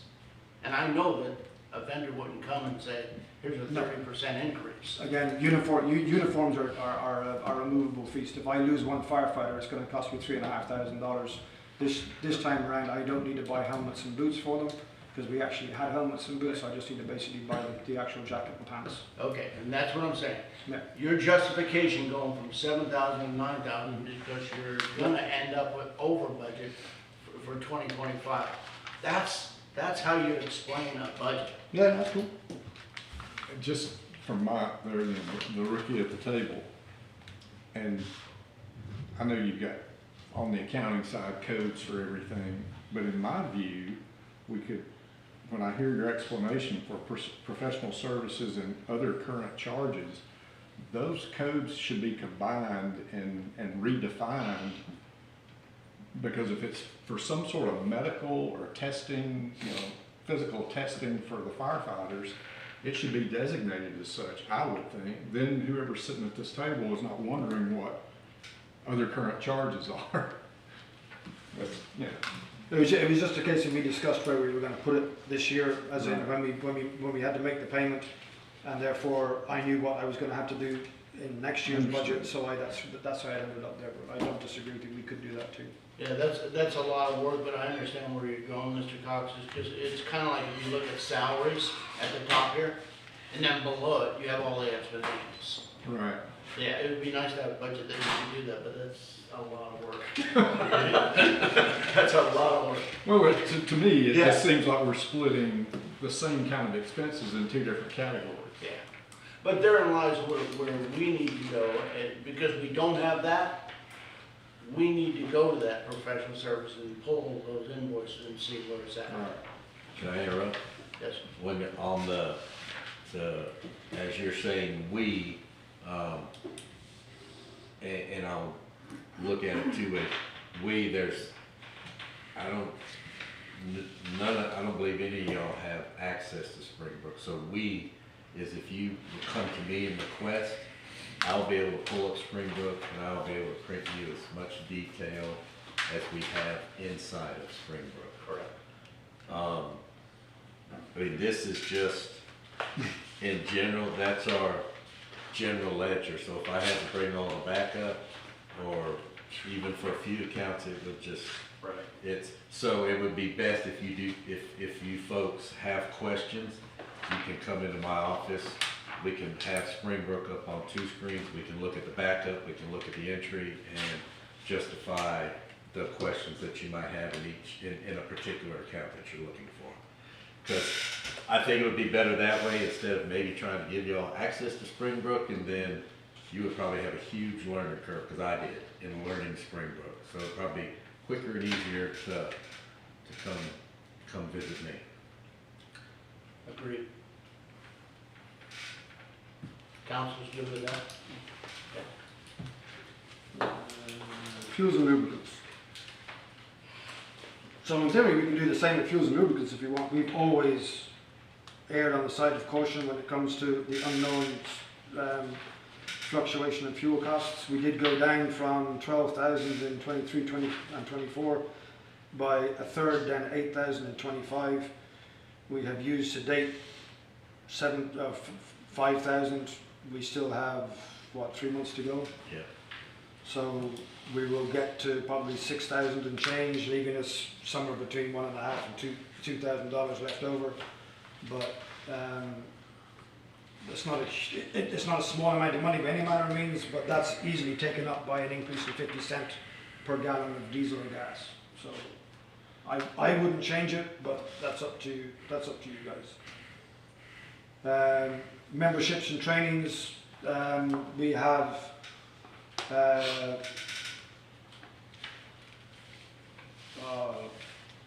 FCA, what is it? The Fire Chiefs Association is one that we're a member of. Their prices have gone up slightly this year. It's not paid for yet because it's not actually paid for until September, so it doesn't show on here at all. And there is talk upstairs about joining one or two others, but I said hold off until we can put it in the budget. So there is one or two other ones that the guys upstairs would like to be able to join into, to be able to get more training and so on and so forth out of it. But it's more of a, so I put it into memberships and training. So that's basically those main items. And if you want to go down, the 5,500 for the Plectron device digital, and it says GF, which is general fund, which basically means that the taxpayers from Mexico Beach have been asked to pay for it. I don't know if you heard just there before the meeting started, the guys got toned out to a call. That is done by an analog device upstairs that is basically one line in and one line only.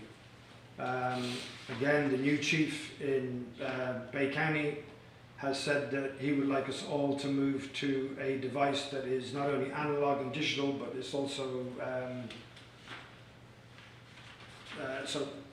connected to cell phones, right? So it has it basically has built-in redundancy, right?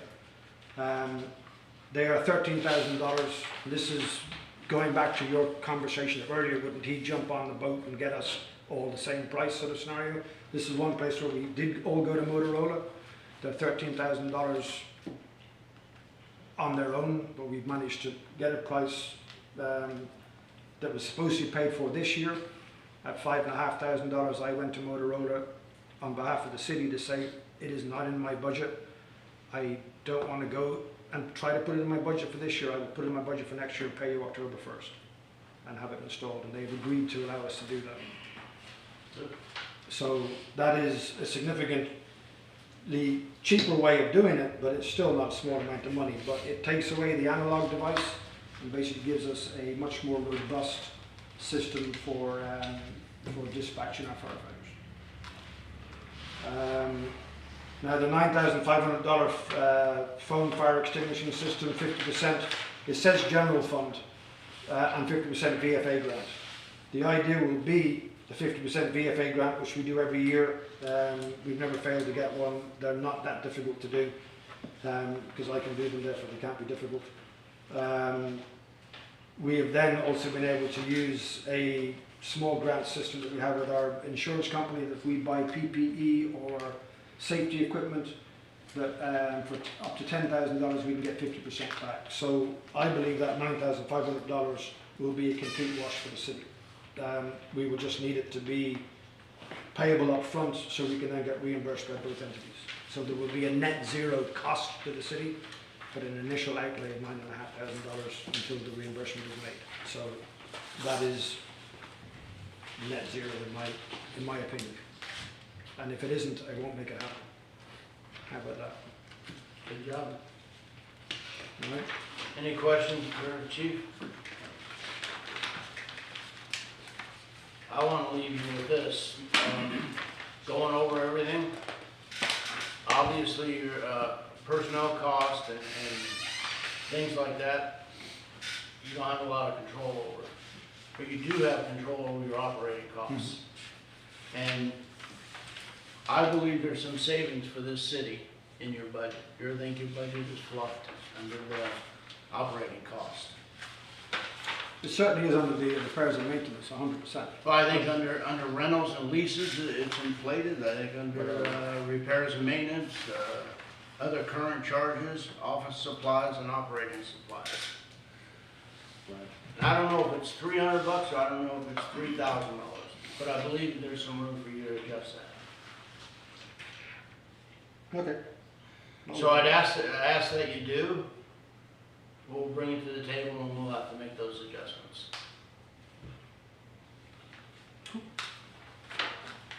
Thank you, sir.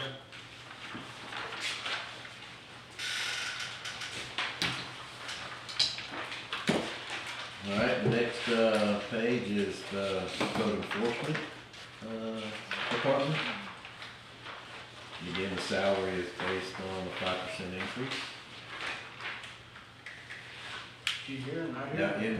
she's not. In the 25 figure, there was a portion of,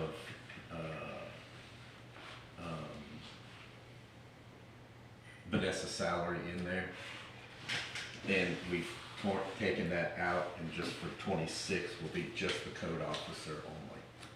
And so the personnel cost will reflect just on the code officer, code enforcement's salary only.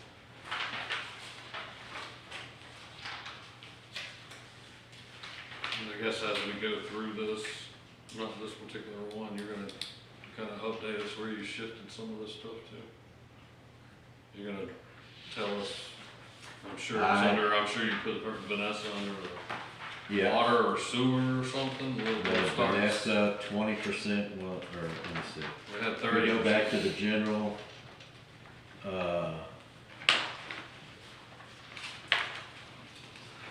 so she had 30% under general government. Yeah, I have a spreadsheet that It's shows. alright, I just know you had, you've She's 40. changed some stuff around. Mm-hmm, She's 40 under government. and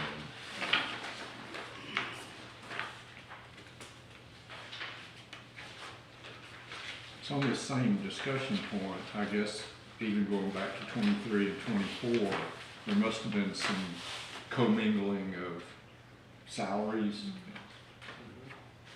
in, and code enforcement. yes, sir. Okay.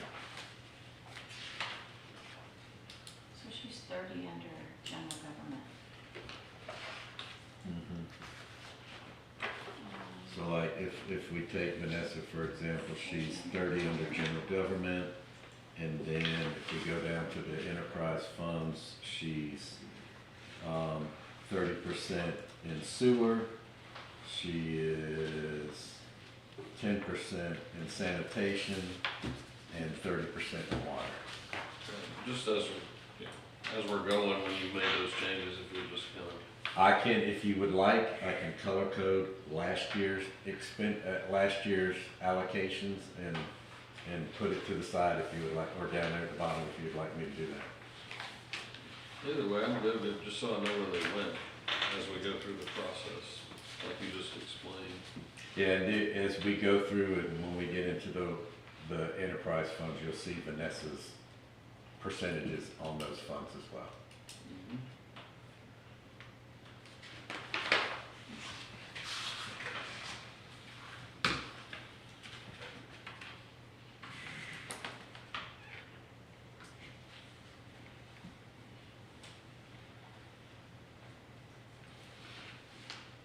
Any comments or anything on code enforcement? Looks like a lot of carryover from on the operating side.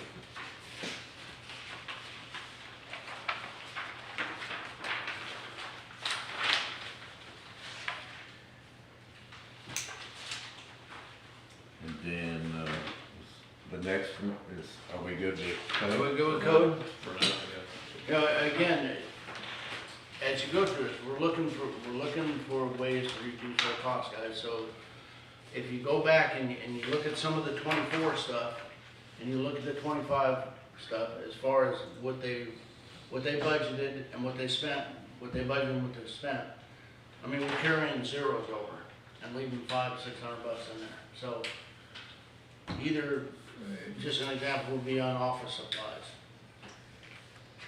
If you look at office supplies, you have $500, nothing spent in 24. Office supplies in 25, $13 spent, 500 budgeted. It's gonna get down to saving some money, so start looking at all of that.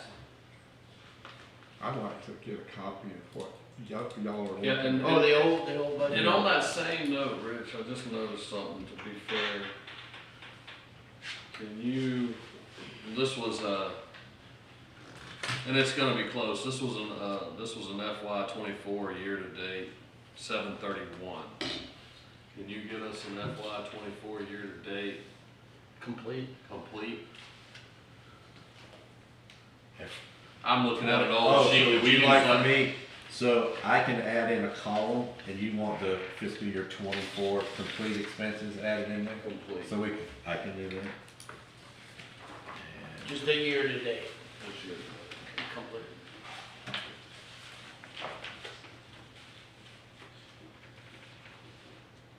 For fiscal year 24. Yeah, that's a column we should have, right? I mean, that's, Yeah, we're We kind should of have going it. back to an old sheet that we used last year, but we're not. Current. I wanna be 100% fair. it's missing 2 months, you got 10 months of data. But I don't know. you don't have the, you'll just need to get us, this is Oh, stuff we okay. worked on last Yeah, year. 'cause this is what, I just kinda, I use the same format to keep it familiar for everybody, and I just changed it, so I can add. These fiscal are year 24 legit. in there. These are not, because of those expenses. Right. They're all compiled now, we should have. So I will add another column in there, so we'll have 24 year to date, and we'll have 25 year to date. Thank you. All right, code enforcement's okay?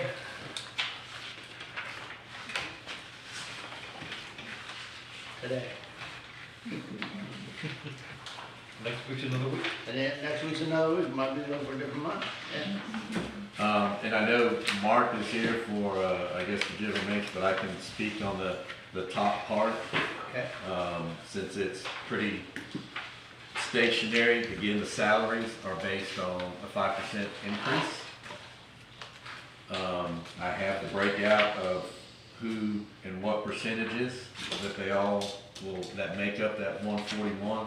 And of course, as we talked last week in the capital, or last week's budget meeting, the capital items that were added, they were also inquiring about adding human capital. So you will see a line item, just a basic for general maintenance department, that's how much a new employee would cost. So you have that cost in front of you as well if you approve hiring another employee. That's based off an average of who's. in That's that. based off, is what I did is I took the lowest salary in that department and I did the taxes, the insurance, the retirement, it's the whole kit and caboodle. So not an average, the lowest person, okay. Right. So an entry level. Entry level.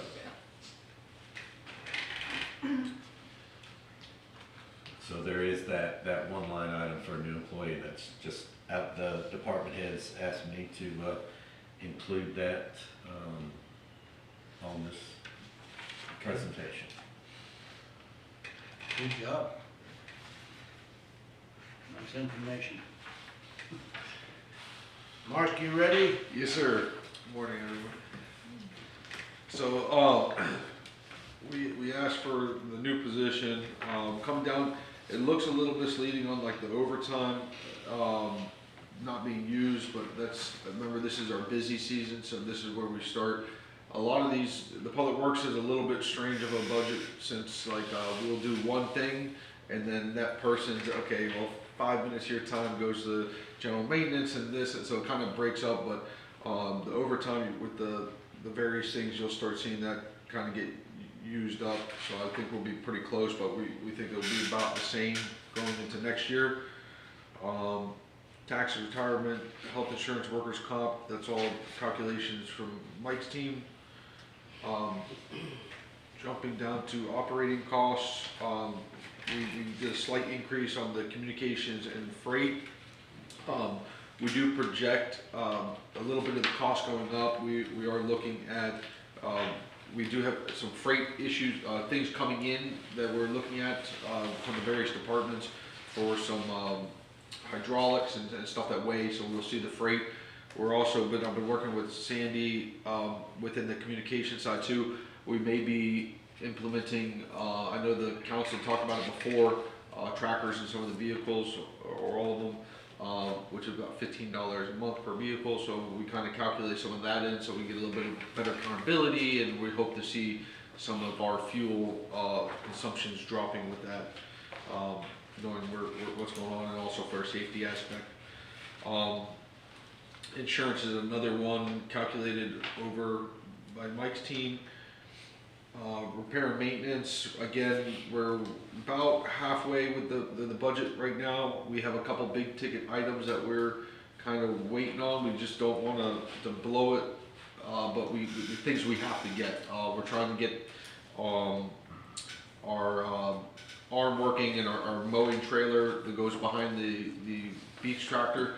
The drive shaft's bent in half and we can't use it, so those are ones, but the cost of it with the freight and everything, if we get it right this second, if anything else goes down, we're not going to have the money for it, so we're kind of waiting until, do we have enough to pay for it in the budget without blowing the budget, so if not, then that's why you kind of see the year to date, there's a little bit of a threshold right there. We're just kind of waiting to make sure we have enough to get it.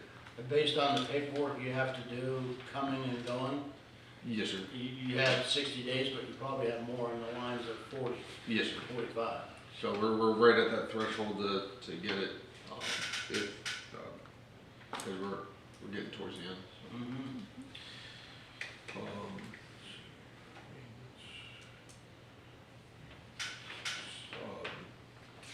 The operating costs, again, that's what we just covered, 35 to 69, just kind of covering the increase on what we're doing a lot more projects now than we were doing before, so we're kind of anticipating for what we need to get the projects done, and that's where you see the increase there.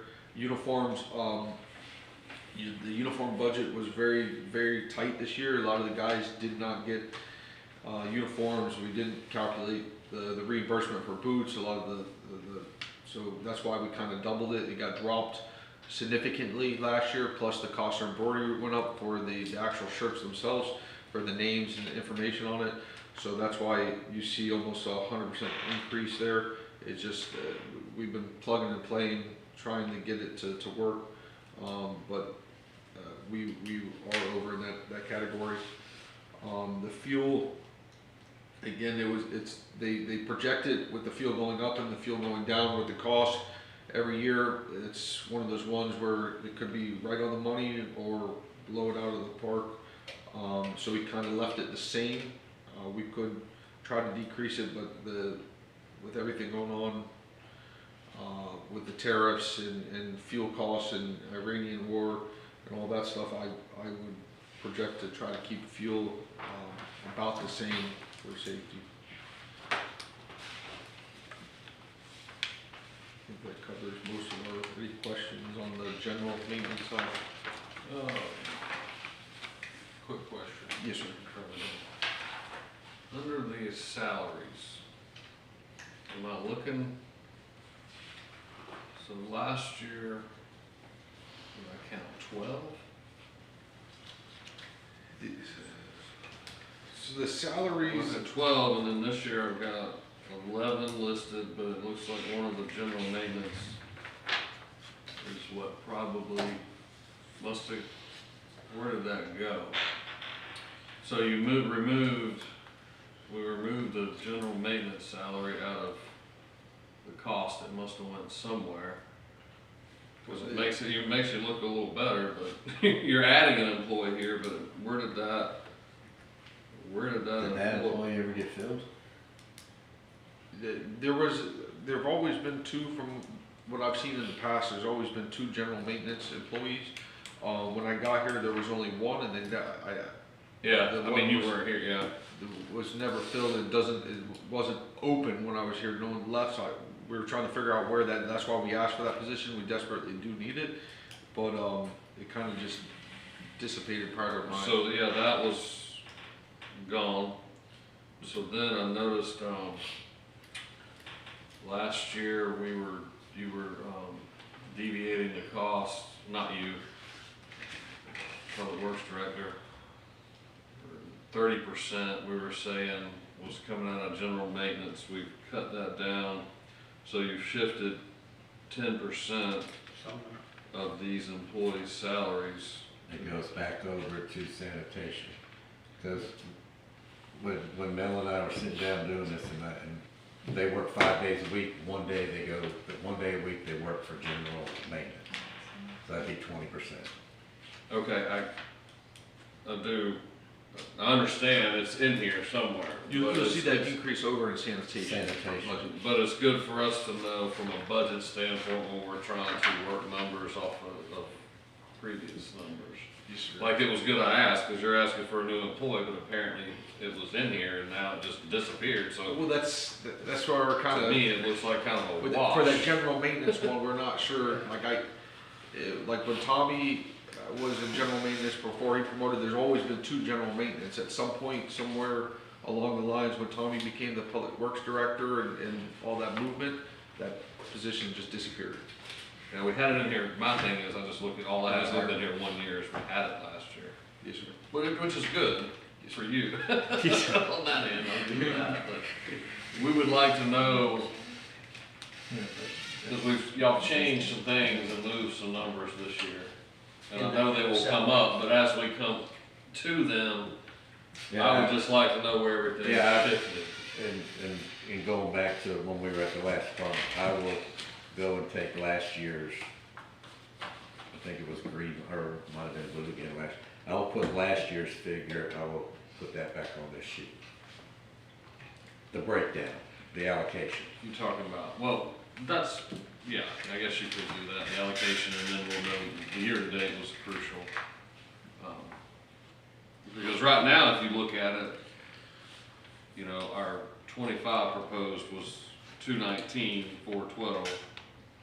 You know, if you looked at the 26 really proposed, that's 196, or, yeah, 196,097. But that's not true, because you shifted the 10%. Correct. Not you, or however. Yes, sir. And what, I guess, yeah, why do we do that? What was the reason behind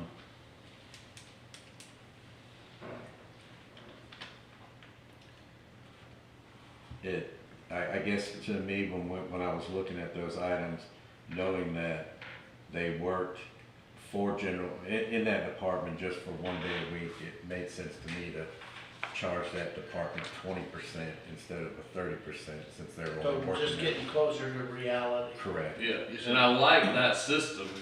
We need to know true, that's what the mayor was talking about, we need to know true, but we as a council, when we're trying to. When do I this add that budget- column for that you requested me to ask for the final You'll show that. fiscal year 24, I will also add in the salary allocation for that 24. Would it be helpful to have a list of the employees' positions, and then each column, put what their percentage, so you can see where it goes, or? That would be a good tracking just for the future. Something like Yeah, that. and once we get this new system, if that's the system we're gonna operate under. Yeah, well, we have it. Yeah. 50%. Yeah, Something yeah, like that. I just wanna, yeah, I just wanna be sure that we, you know, I will- I'm looking through this and, Well, like I said, when I add that extra column that you have requested, I will also put in last year's allocation. Yeah, So I then think you'll be able Mel to made a match. good suggestion. I think the two of you get together and work that out. That'd probably be good thing to have all it done. The sanitation is the most important for the breakdown because of the enterprise. We wanna make sure that we're not losing money with sanitation. Correct, because the funds are enterprise funds, correct. Also, Yes, sir. Just, Mr. Mayor, just to your point on these line items, and what I would say, like, as we go through, and I looked back at 24 versus 25, like, repairs and maintenance, it appears has tracked pretty accurately, but I would think the council, and I'm asking a question, so don't take this as a statement, I would assume the council would react to like repair and maintenance needs within each department under Mark, the same way we would the fire department. If he has a major thing that he just couldn't anyway foresee, because there has been some carryover under this general maintenance category, Right. under repairs and maintenance. That's what the general fund is for, correct? Right, and I think we're not all getting educated here, we're all discussing outwardly how we're evaluating the budget. Right. And yes, I would think that you need to build a budget based on your operating costs, Yes, sir. not just adding because we're going to another year. Well, and there again, and I'm just speaking and we're having a discussion here, but if Mark needs this repair done, maybe it's a piece of equipment that's not broken, but his guys can't do the work they really need to do because of this bent shaft. I don't think there's anything wrong with coming to the council and saying it's gonna cost X and that's gonna blow my budget. Can we go ahead and get it done? Agreed, just something they have not done in the past that they might want to do in the future. We've never been, that option has never been put on the table for us. You make your budget, you live and die by your budget as best you can. It's how it's been in the past. Well, accountability is There's never another yes, thing. not me. Yeah, but there's never been one situation where a head of department sat up there and said, I need more money for this, this, or this. We have put off doing stuff till the next budget year if we can, so as not to bust the budget from the year Well, before. that's what, there again, I'm the new guy, but in my interpretation, that's when you do a capital improvement thing, and then the council can say, okay, yes or no on capital improvements going into the next year. But your operating costs, I'm with the mayor, I mean, let's have some accurate numbers, because we owe the taxpayers, you know, justifying everything. And when we come back with, okay, this is what the millage rate's gonna be, it's because you have accurate numbers of what the actual operation's gonna be. You can't forecast, you can't read tea leaves to know if an engine's gonna blow in a piece of equipment and cost $10,000 to fix. You just can't budget for that. Yeah, And that's why we yeah. have reserves in the general fund to cover that. Yeah, and I think I'll explain it easily, is that we can't control hurricanes, but we can be prepared. Right. And that's what we need to do, we need to be prepared in our budget, and then stick with that number. We have costs that are beyond that, or emergencies, we need to bring to the council and okay them to move forward. That's why we have a general fund, that's why we save, that's why we have CDs, that's why we support ourselves in that. Mel had something to say. Yeah, two things, if you don't mind. Number one, the lost employee that we're talking about in general maintenance. Yes, sir. Instead of then, like somebody said, instead of calling them a new employee, do we just want to hire someone to just take that position that's been there forever? Yes, sir, if we can. It just, when I got here, it wasn't filled, I wasn't aware of it until this budget cycle kind of came in, and then looking, it was like, wait, where is this position? So if that's something we can have the blessing to get filled, we would advertise and fill it ASAP. I think, as the city administrator said, I think that's the right approach, Yes, sir. to actually take, and if you have a body, and you have them replace the body, let's not talk about adding another one. Okay, now, the second thing, I know we're trying to cut our budgets down as much as possible, and that's a very responsible thing to do for not just us, for the public as well, so that we're not just spendthrifts or anything. But the caveat we gotta watch out for is what we do when at annual, we pass an appropriation ordinance. That gives us the authority to spend money. So if we cut our budget down considerably, which is not a bad thing, don't get me wrong, what we do, we take each department of the general fund add that up, and we include that in the appropriation ordinance. We cannot spend more than that what appropriation ordinance says. So if we have a few hiccups, like machinery going down or something, then we have to actually change our appropriation ordinance. We've never done that, never had to. I don't wanna get that started. So we've gotta have some fat, you know, to, Understood. yeah. And I would like to just share on some of this, I know like in the operating costs, not to knock any of the prior administrations or anyone in my position or anything before, because I wasn't here and anything like that. We have a lot of machinery, a lot of critical tools that we probably should have running that aren't up and running, that need repairs, that we need to get back online. So that's where some of this is, no one's ever done it, it just sat there and rusted to the point where they said, okay, it's scrapped, throw it away, but that's not what, like, we just went through almost every dumpster and got the dumpsters fixed.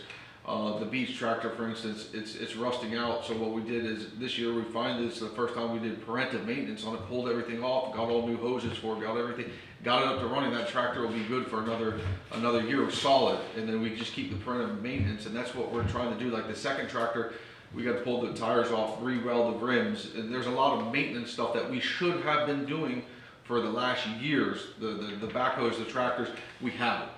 So the cost that they should have been doing in the operating, it just carries over because they haven't done the work.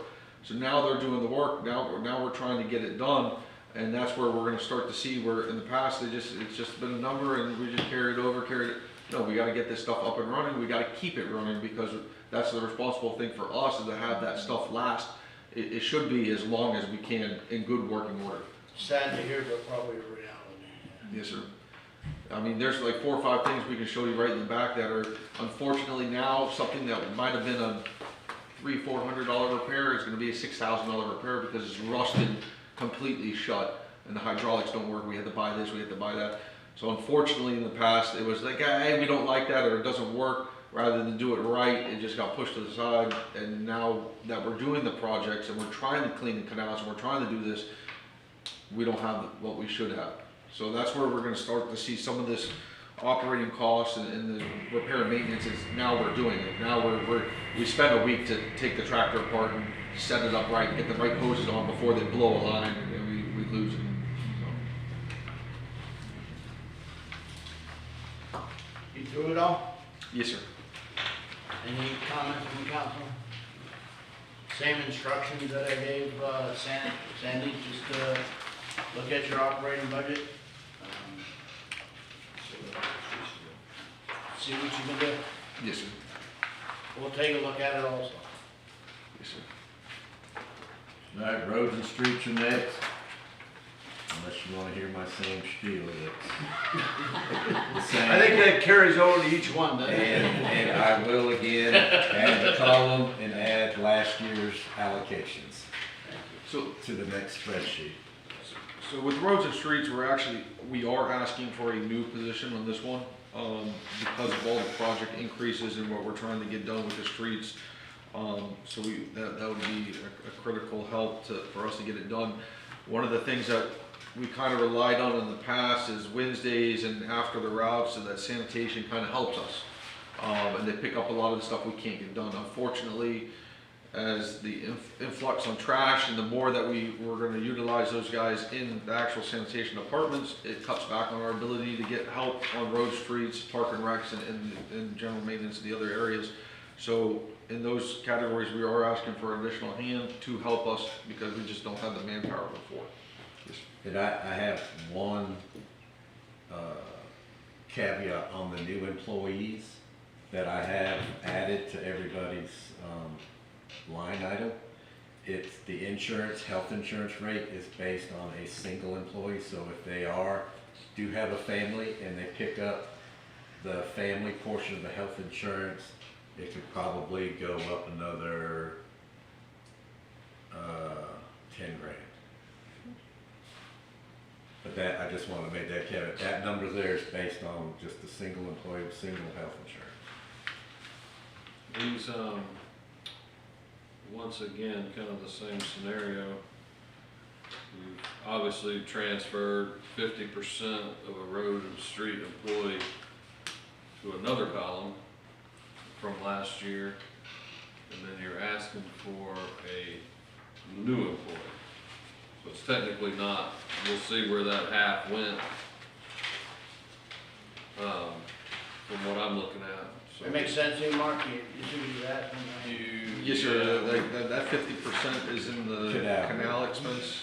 Okay, and those are things we need to, just as a, we just need to track where the money's been transferred or whatnot, and It's a little bit confusing because of the various like divisions within Public Works and the percentages of the salaries, it gets a little bit.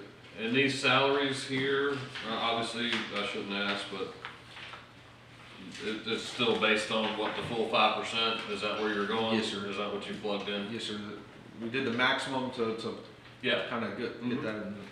just wanna be sure before I move on to the next. So going into overtime, one of the things that we kind of noticed is a lot of our overtime has been, even with the various employees, kind of was taken out of park and recs. When I first got here, I was kind of, before I dove into this heavy part of the budget, was told that there was no overtime left from my previous hand, so we kind of cut an emergency spending on it, but a lot of this, and again, this is a busy season with it, kind of going out to help us with the leave no trace, the work on the weekends, the projects that are going that have to be filled. So we are projecting to be a little bit closer. We can probably maybe look at that and kind of realign to make sure that that is what we need to ask for. That's the difference there. Hey, you wanna take a look at that, Mark, because Yes, sir. in 24, it was the same as it was in 25, so. Yes, sir. And that number's like 1/3 of the overall, so. Yes, sir. I want to kind of go back and look at 24 and see what we actually spent in overtime, if it was closer to it. If anything, we don't see that increase, that may be an area that we Looks can like start cutting. $2,000 maybe. Yes, sir. So the rest of the personnel stuff, tax and retirement, workers' comp, that's Mike's team calculated out.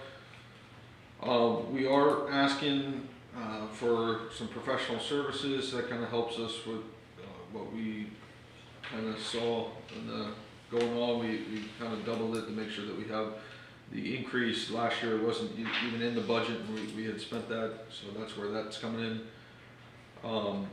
Freight and communication, again, kind of what we talked about is we are looking at different things for trackers and some other stuff for accountability.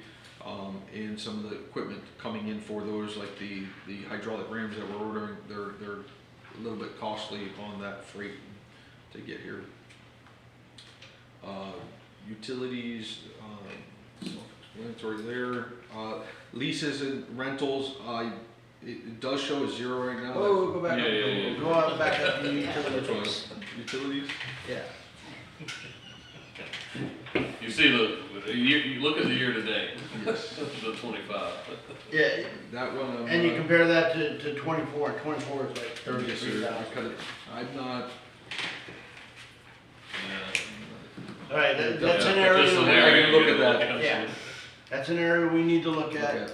The council will be looking at it, and we're asking you to. Yes, sir. Let me take a look at 2,000 here, 20,000 there, and all that. Yeah. that. I'm assuming that's kind of the calculation of what they. It's all right, you don't have to That's answer okay. it now. But And you need to get the year to date, we need to Yes, get sir. the I'll get that and other year. dive into that. Okay. Rentals and leases, I know it shows a 0 right now, but that has been used up, with the equipment that we've, rented for the shells and some of the road repairs and maintenance there. Insurance, again, that's Mike's team for, financing. Repairs and maintenance, we're gonna probably be right on budget with that coming in, with the roads and streets, repairs that we're working on. We've got just under $5,000 to date, and we may be pretty close to that already. So we asked for a little bit more to be able to help us get that done. Operating expenses, this one I will definitely take a look at. There were some areas that we were projecting there that would increase it with some of the roads work that we were going. For instance, we just got a FDOT inspection report back for the bridges on the 36th Street Bridge and the 15th Street Bridge. So in the past, every 2 years, we get a bridge inspection. And it tells us everything that's wrong with the bridge and what we need to do and what DOT expects us to do for those bridges. We have not done anything to address those ever.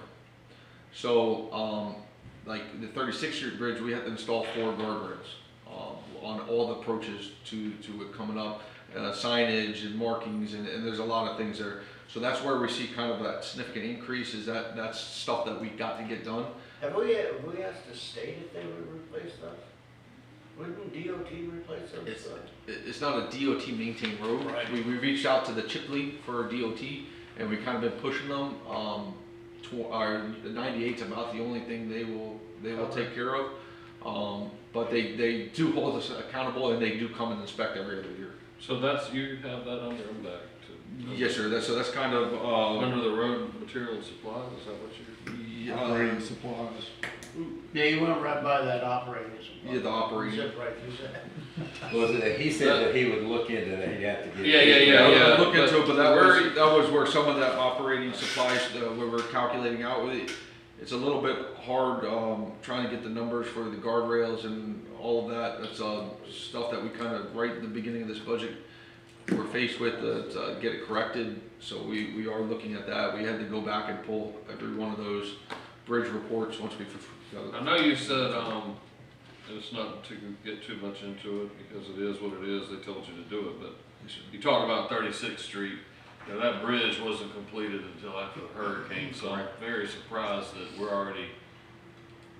that it's not up to date. It's obviously something changed, There's code or I'm not sure. something, I don't know. I'm not sure what DOT, I don't know if that was a crash thing that they just did real quick, but, and I can get you guys copies if you wanna see the reports, but they're, it just, the striping, for instance, and they never put reflectors at, markers on the edge or signage or guardrails. There was a lot of stuff that, I don't know who built the bridge. We can try to dive in that and see if that's something we hold them accountable for now, but it's something that DOT is now holding us accountable for. It's, I I trust your report, but it's just such a new bridge. Do you have the latest report? Yes, sir, we just got one. I have it sitting in my truck and get you a copy right now. I'd like to look at a copy. Yes, sir. Yeah, absolutely. What I can do is I'll look at it and then I'll put you guys, and I'll put it in your box, each one of your boxes and get a look at it. So those are the kind of things that we're trying to calculate to get in there, replace and repair. Uniforms, again, that was one that they cut very significant. We are over budget on there. Anytime there's a new employee or their stuff gets destroyed or ruined, we didn't have enough. Then the cost of embroidery going up. I believe you guys all been told about that. So that's why we asked for the increase there. Fuels and lubricants, again, we're pretty close to being right on a budget with that, if not right at it. So we asked for a slight increase there to make sure that we're covered with the possible tariffs and increases in fuels and those supplies. Road materials and supplies, we asked again. There's been a lot of maintenance on the roads that hasn't been completed that we are working on. We did order, it may not be reflected here yet, but we should be pretty close to that with ordering the fill-in for the roads. We actually found better product that works better, that we use less of to patch the roads. We've been trying to be fiscal there to make sure it does reflect, but that's why we asked for the increases so that we can go and fix. Like, for instance, going in the Nanook, there's a lot of concrete work there. They tried to patch the road in the past, and it's fallen apart, or like right onto the little bridge right before that. So those areas do need to get fixed. We need to get in there and repair those, but in the past it hasn't been a priority. So we're trying to make sure that we have the road materials and supplies to be able to get in there and get those fixed and updated. In the past, we haven't asked for anything on street signs. We are asking this year for percentage of street signs. Again, we've had an influx of complaints on signs, and signs that should probably be on the road that weren't on the road. A lot of no outlets and speed limits signs have been requested down the road. So one, we need to make sure they're there, and then two, the other issue is some of the signage that's been up doesn't have the right anchors in it, so they spin around a lot. They weren't up to the best coating for height or length, or just completely missing. So we are asking for that so that we can slowly start to, not something that will be overnight, but start getting the signage the right way for the protection of the residents and the city as a whole. Memberships and education, again, that was never a budgeted item. I think the training's important. We have some training lined up and making sure that our personnel have the right training, cut down on accidents, cut down on injuries in there. So this year we're asking for it so that we can start sending some of the guys to training, get them up to date, help us in that aspect.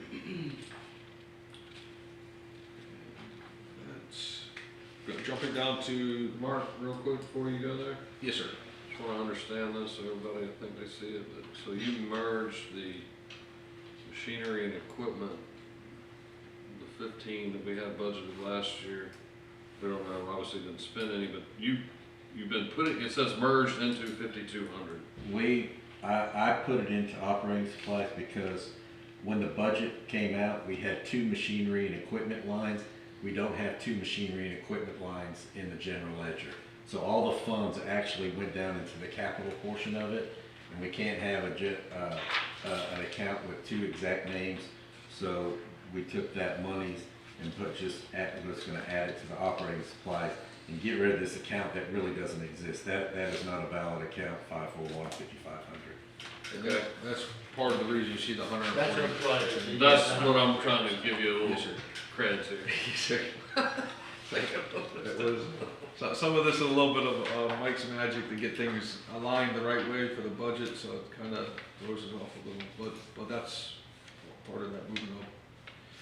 Can I ask a question real quick, just to clarify something? If he's been asked to put in new barriers and so on and so forth on the bridges, is that not a capital expense rather than operating supply? Could be. It depends on how. Because much we've never had it expense we get. before, so we gotta go put something in that we've never had before, therefore it's a capital expense rather than an operating expense. Look at the report, I agree. Yeah, Might be just able because, to- I mean, that could be, that could help him a lot in trying to work out, that's Yes, all, sir. sorry, just clarify. Good point. Jumping down to the capital costs, we had the machinery and equipment. We were budgeted $2,500 for a small truck for roads and streets, and also you'll see the same thing in Park and Recs. Unfortunately, there is nothing that we have been able to track down and find at this point to at that cost. We about $6,000-7,000 off. We are working on it. We're trying to go through the vendor that Chief Walker just bought the Tahoe with and see if there's anything they can get. If we cannot get it, we'd roll over into the next years to try to help us with the extremely aging fleet. But we are trying to see if we can get something pretty close to that. At least like maybe a couple of the Colorados, like what utilities and those guys got to replace some of our Ford Rangers. So we are working on that. What are you proposing there, since you're, let me make sure I understand, we had the 25, From last year. but it says 25 budget was 36.5.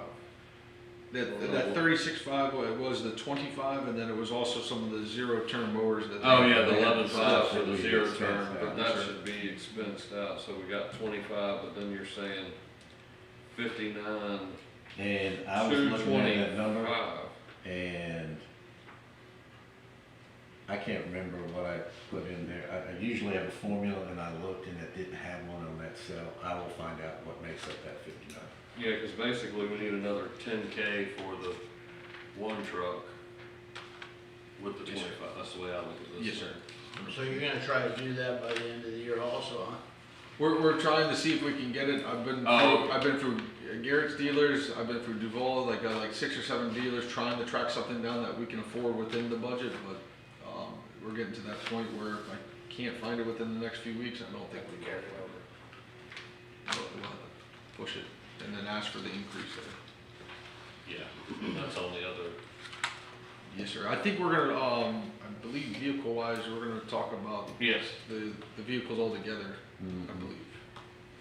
I'm like, Yeah, but it's still nice to know yes, sir. because we have money allotted, we know we have Yes, two. sir. We at least We have. wanna the get 25. them cleared and then Yes, sir. start. Yes, sir. All right. The paving, we have the 175 that we haven't used. We're hoping, we're waiting on the final go ahead for the end of canal for the cul-de-sac on what needs to be paid for that. We've been working with Anchor and the pave that whole side where the dirt is up to the Y for the handicap accessible mats and mobile mats to come out.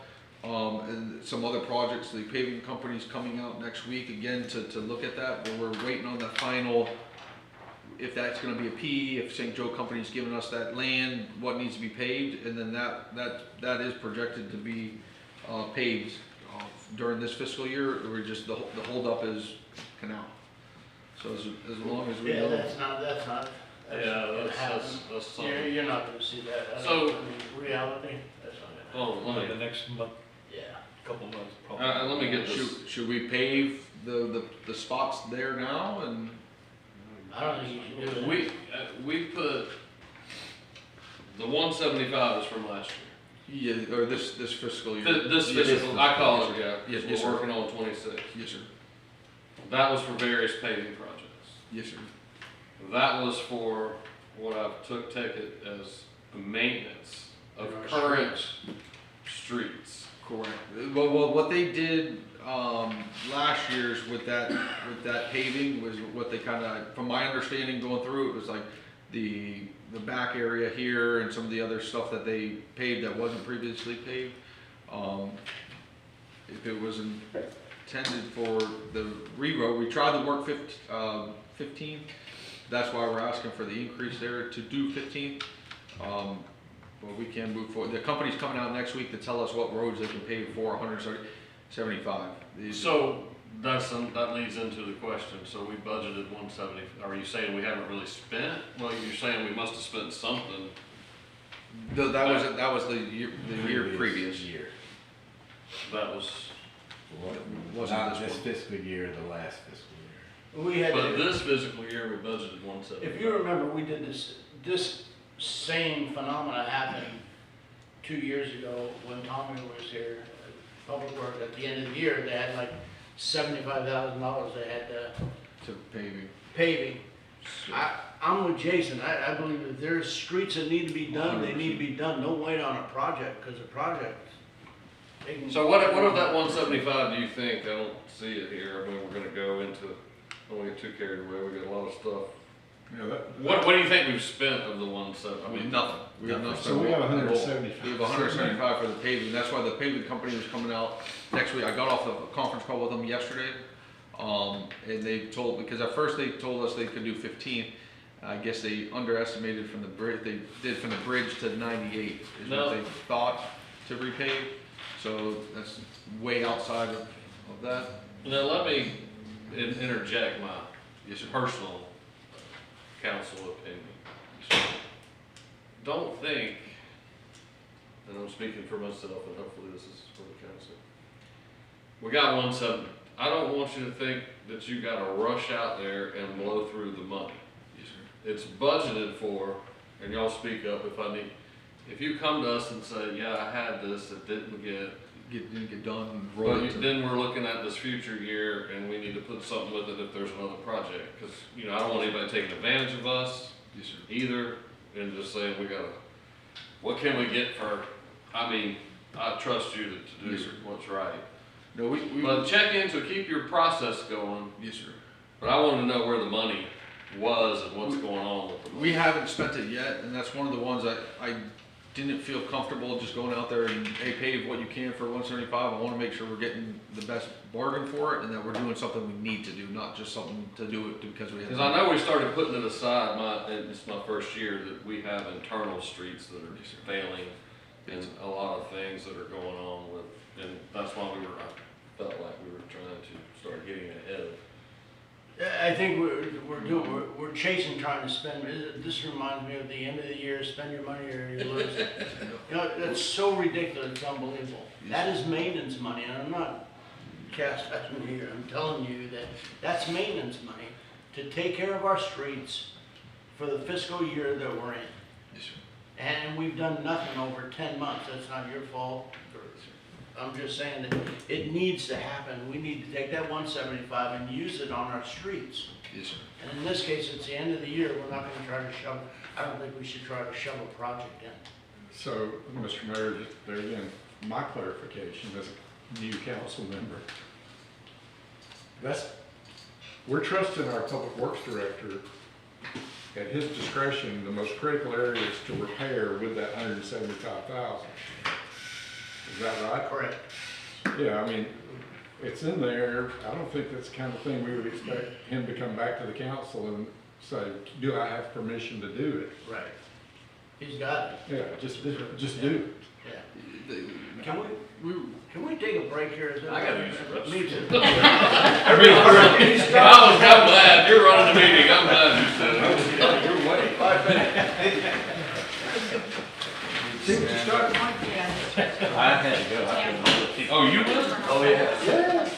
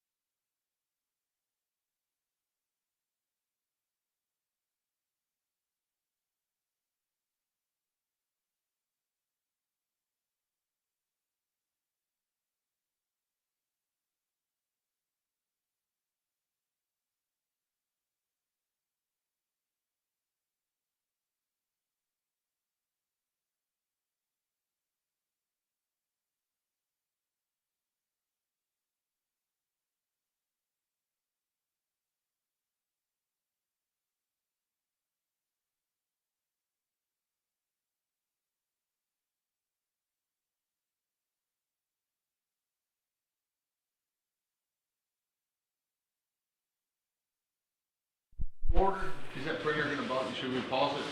It's printing bridge reports. I think it'll be okay. Is it bothering you, Mom? No? Since you brought it up? You were talking about 15th Street Bridge. Yes, sir. So, where we asked for the repaving, why you see that significant increase in 500,000 is in the CIP, we hit this coming year with the 500,000 and then like a 250 going on after that to start really kind of addressing the roads. One of the most dilapidated roads is going to be 15th Street. If you look at it, a lot of it has the stress fracture breaking and kind of going off. There's no shoulders left. A lot of the roads missing markings. So we talked to the paving company while we're talking and kind of going over a lot of these other projects and trying to get done. That's one of the ones we were focused on at first with the 175. But the true total, that's going to be about 475, 480,000 to get that one repaved 15th Street from the Gulf County to 98. So that would be pretty much our big project for repaving for this coming year, and that's why we're asking the 500 so we get that done. We were going back and forth, even talking on having that one as a curbed road with curbs on the side. So again, next week when they come, they're going to give us a little bit better on the pricing and how close we are to that to keep it within that 500,000 if approved in the budget. So you're proposing 500 under repairs and maintenance? Yes, sir. 4 or 15? Yes, sir. What? Some of the cap? Okay. some of the capital items, like that capital item right there, is gonna be left for the discussion that we have after we review this budget. That number right there, I believe, is part of the leftover part of the pedestrian street bridge that has not been completed. He's asking for a new truck for $60,000. His additional paving maintenance, I believe, now is still to be discussed when we. The capital plan. Correct. Correct. But So there again, just confusion on my part, this 475 is just, Wait, hold on, it's got CIP. Now, did we? The 475 is the 175 for repaving from this year. Right. And 300 And for the 300 pedestrian bridge. okay. which is already, Correct. The pedestrian bridge part's already moving. and the 308's a lot. But before we adjourn, I think the discussion was spend the 175, just, at your discretion, right? Well, I'm kind of the same thing as Mr. Adams. I don't think that we should force ourselves to go spend it just No, because no. it's there, but if definitely there's if there's viable places that projects. need to be done and we have the time to do it, by all means, get it done. And we got some serious, And then the 500,000 you got proposed is a new 500,000 for fiscal year 26. Yes, sir. And that's part of one of the CIP projects. Right. And I got a quick, if we have a paver coming out now, do we get better deals if he stays out here, if we have other things that, I just. From what they told me, and again, I have a meeting with them next week, is the more projects that they can get done at a similar time, of course, it's gonna be cheaper. The company that came out is the same one that did some of the work last year. They're so close that it's not astronomically different, but the more projects they can do kind of back to back, the cheaper. but you just told us you are under the impression or have gotten word that the 15th Street is 500. It's gonna be Yeah, 15th is gonna be roughly- pretty close to about 500,000. So I don't think you're getting any. No deal. Have you done an assessment over the streets? Are there places that need to be fixed? Yes, sir. There's several streets that we do need repaving. 15th is one of the ones that eventually, especially as we get more heavy trucks coming in for construction, that road's gonna break apart. If you go look at like close to the Gulf County line, look at some of the edges, there's no shoulders left. The road's literally broken away up to the fog line and past the fog line in certain areas. So the two options we have is repave the road, mill it and repave it, and have a solid road with the shoulders back. Or we could try to put base down at the edges and then repact it and kind of try to put something that will hold it from sliding or breaking apart any further. which is a Band-Aid. In the long term, it's gonna cost us more Well, just to keep this, patching that. this 175, I don't believe was looked at as a project. I believe it was looked at as maintenance. Yeah, that's what we Yes, sir. trying to get. No, the 175, I'll definitely look at. I was under the impression from the previous administrator and everything that that was a project, type thing. That's why we were looking at It was on that. various, what we call various paving, because we know the roads are, we're trying to get Get them up to date. get some caught up. Yes, sir. The last is just another opinion again. 15th Street needs, maybe if you're gonna talk about that before you go down, but you know, we've got some sidewalk issues there. 15th Street kinda needs a, if you ask me, a maker. Where- 100%. There's a lot more that needs to be done, and I would, if we're gonna get into that, you go ahead and get the cost. And that's why we're kind of looking at some of it between getting the road repaved. We have the pedestrian bridge coming in, possibly this bike path. But that's nuisance years, things, yeah. but those would be steps towards trying to get that rejuvenated and back in line with a good functional road. Alright, we'll talk about that in more CIP and Yes, sir. some things. And one caveat for the education of the public, doesn't mean we're gonna go out with this particular paver and just do certain projects. We still have to bring it back before the council, because spending that much money would require a procurement orders to kick in. Yes. So these are just what we're kind of budgeting and what our hope is to start getting it done. Of course, it'll be something that's represented to you guys and voted on and. Tell me since I'm here, because it does confuse, obviously, I mean, the 15th Street, the bridge is, this money's been already, it's done. It's been appropriated, it's for the project. We've kicked in the rest of it, so it's here. That being said, I was really getting to the next, because we were talking about vehicles earlier. You've put a truck under this category, this Capital cost. That's 60,000 from the general fund as a capital. Can you, Yes, because sir. we talked about, you got the 25, we need 10 to get you to where on that one. I know we'll talk about trucks later, but what was the 60 put here? Is it part of the, A larger truck. It's Is a it- large This truck. So it's a more the larger- utility truck. So the smaller ones, like those are like the little Rangers that we have. The smaller trucks that they can do regular maintenance with everyday stuff. But like a lot of our larger trucks are the utility body trucks. Those are we have two of them with pretty much no dash left. The springs coming through the seats. They're on the last leg of their life. They need to get updated and repaired. Those are the ones, the big ones that pull our trailers and get our lawnmowers around and everyday maintenance. Yeah. Our Yeah, the maintenance. key point on those is, he's not telling the story about the 60. The 60's on 26 budget capital, right? He told the story about the variance of paving and 15th Street Bridge for the prior year stuff that's being dragged into yeah, 26. So yeah. this is a whole new capital approval on $60,000 for a truck. Right. With after the later discussion could be more. Because we did not add everything, we were gonna wait on council's guidance as to what we capitalized, we can actually add to the budget to try and make all the other numbers work to get those needs done. And I think as far as if you want to break the budget down, you can almost break it down to doing the budget, operating cost, looking at capital, and then looking at vehicles as a whole separate area, because Yes. we have a ton of vehicles, and I believe there's some of them that are not even being used. We've got a vehicle issue that needs to be dealt with, the same as we're dealing with capital, and the same as we're dealing with the budget.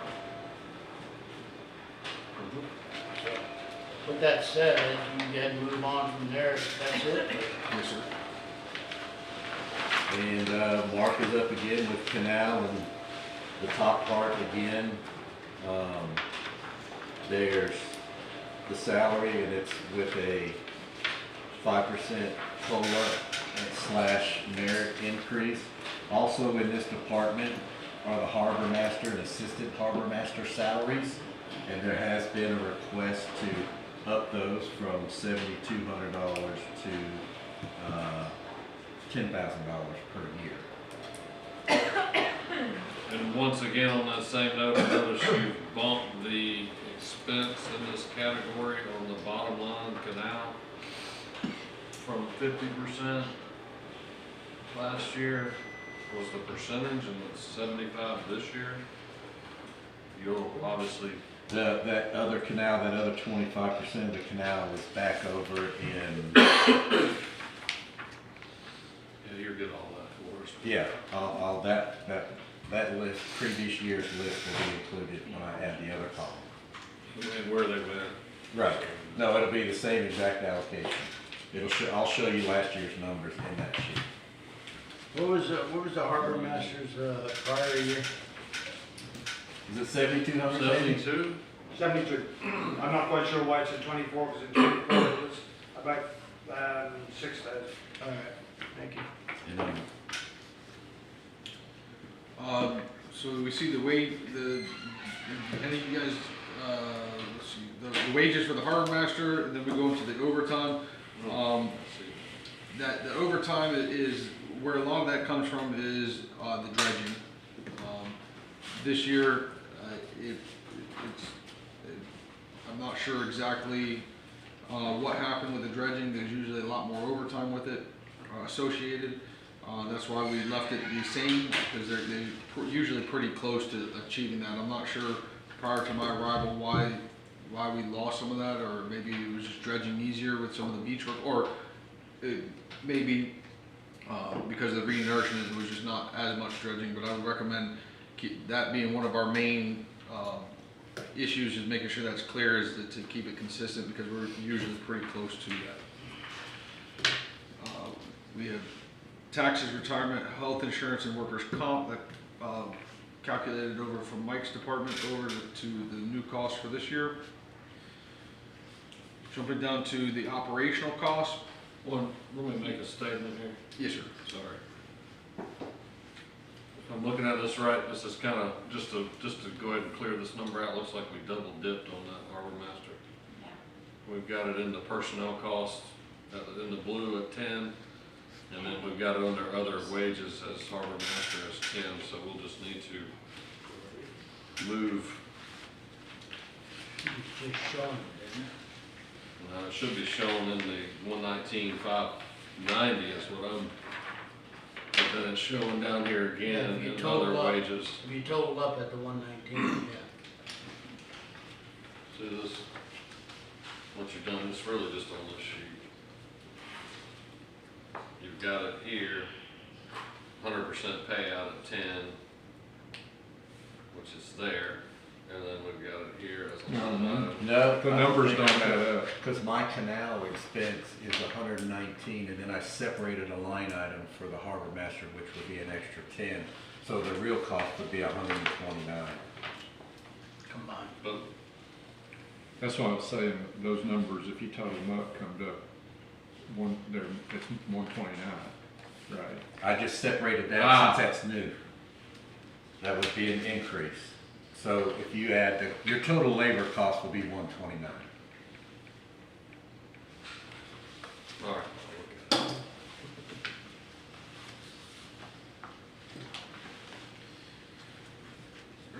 All right.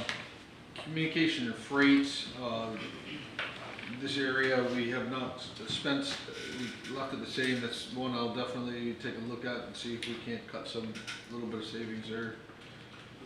Utilities,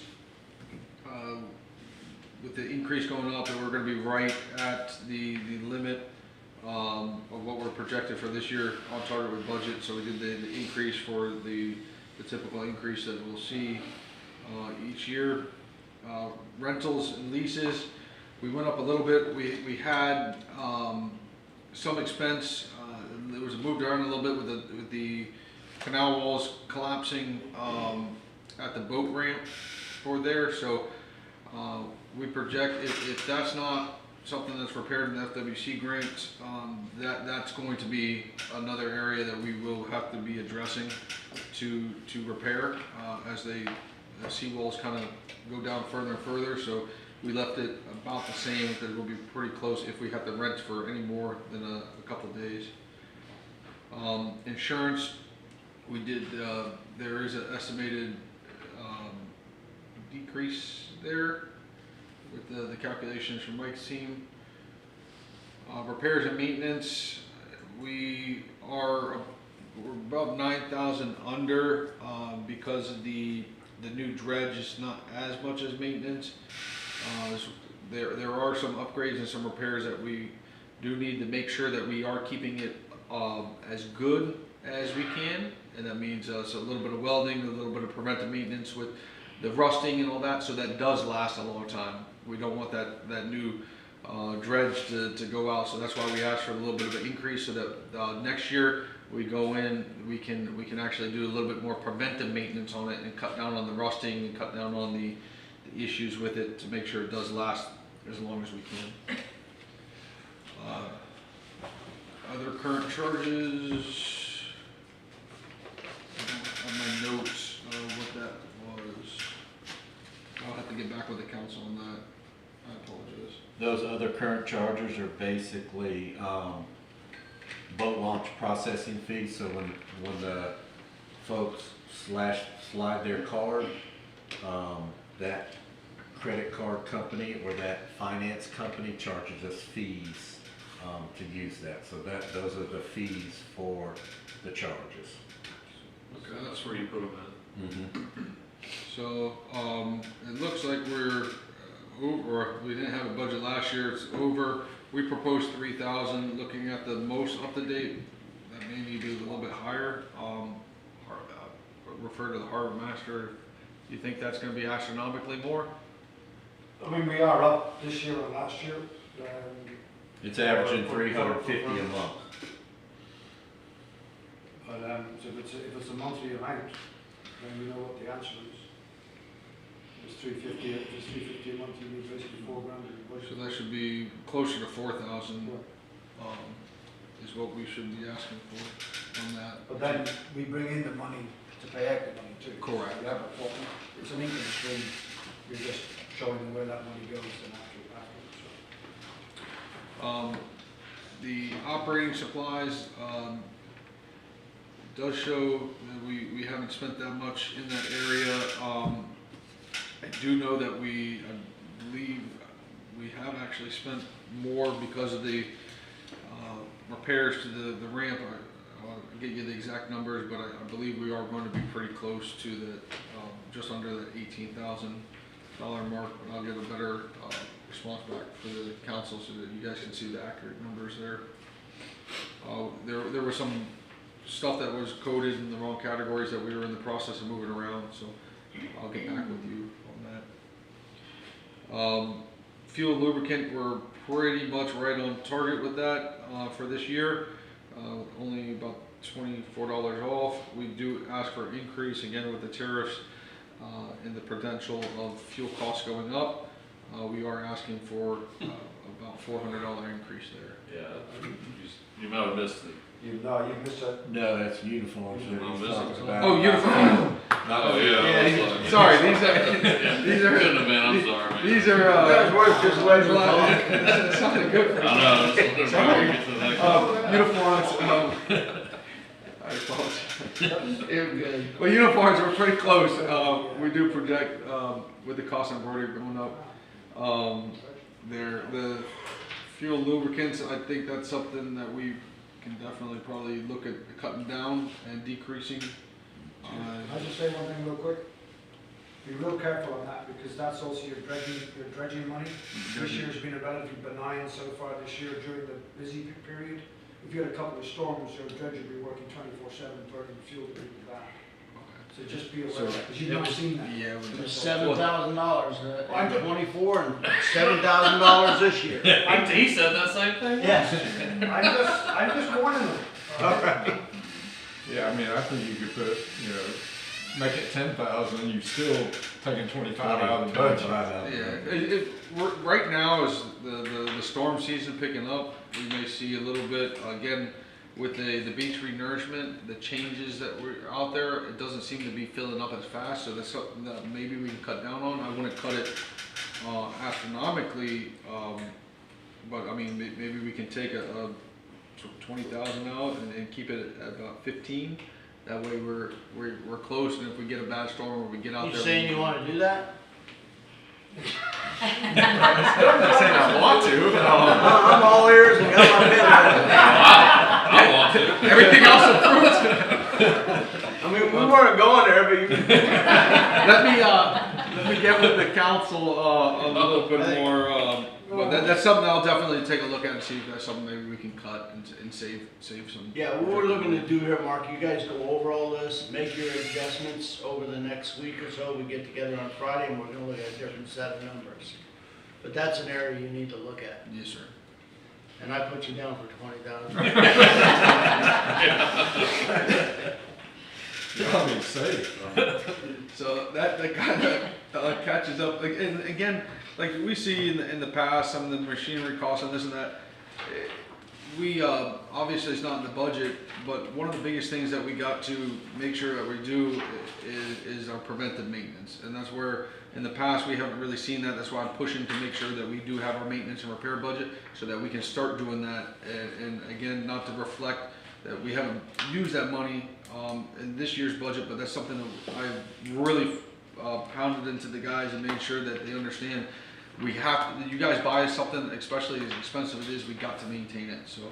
Well, when you start going through your numbers, you just hit the nail on the head. If you're wanting to budget for preventive maintenance, that's gonna save us money down the road, like the example you gave, a $600 repair, then it rusts, and it's a $6,000 repair, then budget that in your repairs and maintenance, and then show your spiel. Yes, exactly.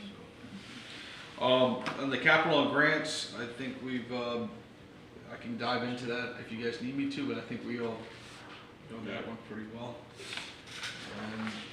Let's carry forward. That wraps up canal. Vehicle maintenance, I'm back again. the same as before. You'll see your 25% of your canal personnel is in vehicle maintenance. So that makes up your 100% of their canal person you were asking about earlier. And again, next Friday I will have the column for 24 actual numbers and budget 24 salary allocations included in the report. So, after the salary range, we look at overtime. We actually put for a decrease this year with the proposal there. Again, you see the 900 spent this year.